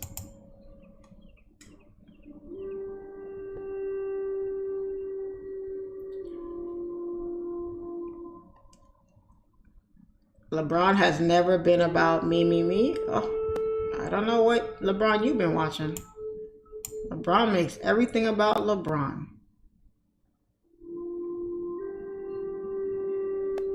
Don't you hear when you watch Skip and Shannon or ESPN?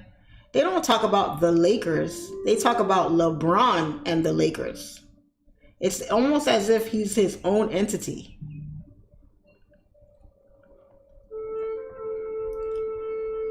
I was watching the show the other day, right?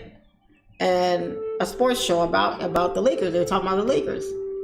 And the Lakers lost, and LeBron had a terrible game. He had like 3 points in the first half, I think, and like terrible game, and they lost. And they were only showing the highlights of LeBron. They were showing him scoring, layups, making nice passes. They were showing highlights of this man while he had a bad game and the Lakers lost. But they were still showing highlights. Any other player, Westbrook, anybody else, they would have been showing all the lowlights. They would have been showing all the lowlights. So the NBA is a business. They want to hold their players, their star players, in the best light. Cast them in the best light. It's not the Lakers are sorry, they suck, and they're not going to get past anybody. It's how can the Lakers get past this team? What things can the Lakers improve on for them to get better, for them to make it deep into the playoffs? It's not they suck, they have rookie coaching, they're this, LeBron is old, they don't have enough shooting, they don't have defense. They don't talk about any of those issues. They only talk about the positive. Because it's a business. Sacramento could beat Golden State all they want. They're not going to the finals. I promise you they're not going to the finals. You know why? Because Sacramento is a small market team. Nobody wants to see no damn Sacramento in the finals. Nobody's going to watch the finals if Sacramento's in there. They want high popularity teams, with their star players, all that, with the big faces of the league. That's who they want in those games. Because that's what people want to see. Don't nobody care about no Sabonis. What's that other kid name? The star player on their team. De'Aaron Fox and all. They don't want to see them. They want to see Giannis, LeBron, Steph Curry.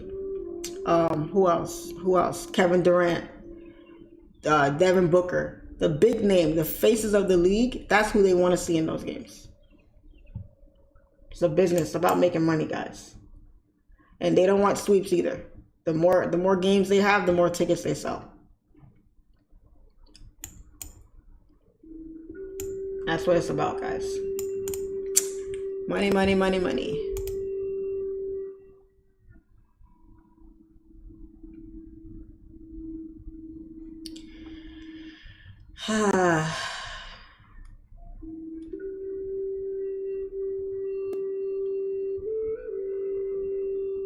Westbrook has no lights to show. They be leaving him on an island all by himself when he has the ball outside the three-point line. They literally just back up. Everybody just backs up and says, go ahead, man, just shoot it. Because they know you can't shoot.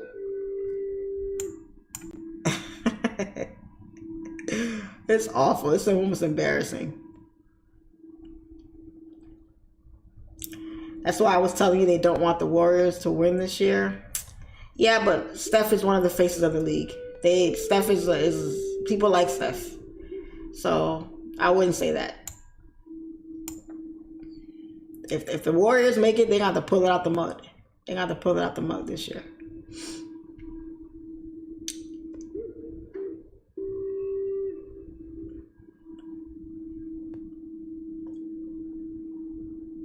Gold has to break 26 for a buyer support to continue to sell off. We'll see. It might be a Suns versus the Bucks or 76ers in the finals. I can't stand the 76ers, so I would love to see the Suns face off with the Bucks. I love me some Giannis, so I would like to see Giannis win another championship. I love me some Giannis. That man is too fine. And he's too humble. Two qualities that are major turn-ons. So I like him. And he got that accent too. Oof. He got the full package. What's your TP2 on gold? It is 2024. It's TP2. 2024.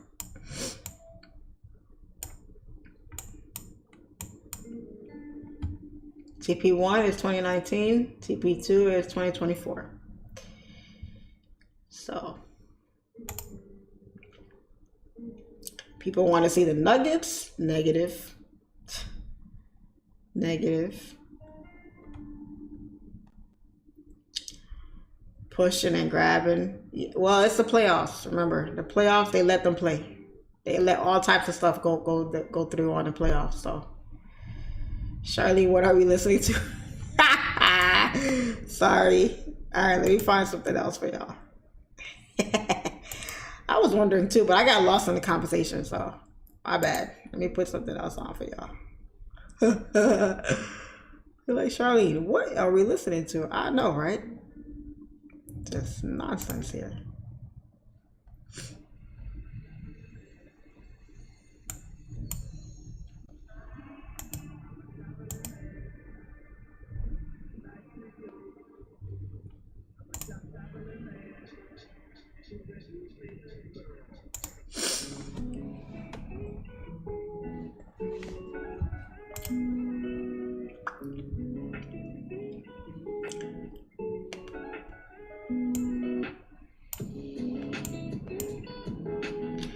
They don't want Steph with 5 chips and LeBron 4. Yeah, that would be a good storyline. That would be a great storyline.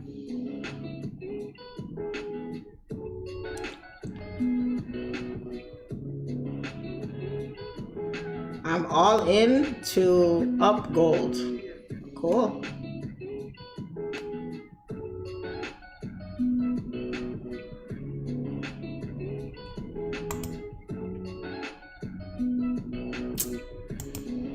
Alright guys, we got about 10 more minutes and that's going to be it for today. We went in for the long haul today. For the day.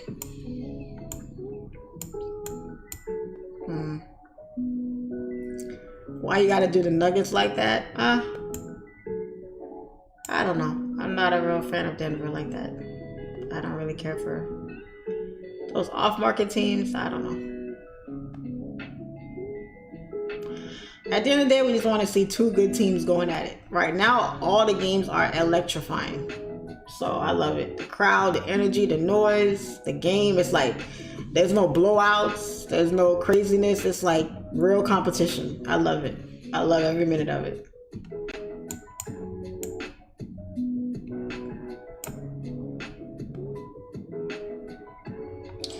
I hate gold right now. You must be in a buy.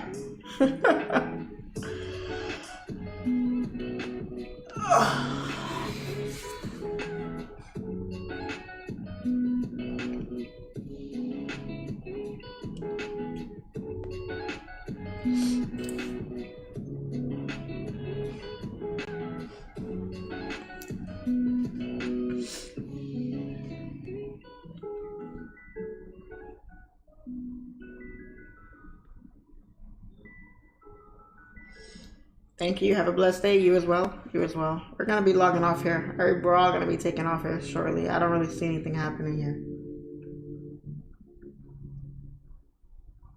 Matter of fact, nah, I'm done. I'm done. I don't really see anything here. I don't really see it happening here. We'll see what happens. The volume is going to be low. Everybody's at lunch now anyway. So guys, I'm out for the day. I'll see you guys tomorrow. Today was a good session. Y'all be good. Congrats to those of you that won today. I will see you guys tomorrow. Same time, same place. Bright-eyed and bushy-tailed. All right? Y'all be good. And I'll see you guys tomorrow. It's your favorite female trader, Charlene FX. Peace and love, and I'm out. Boom.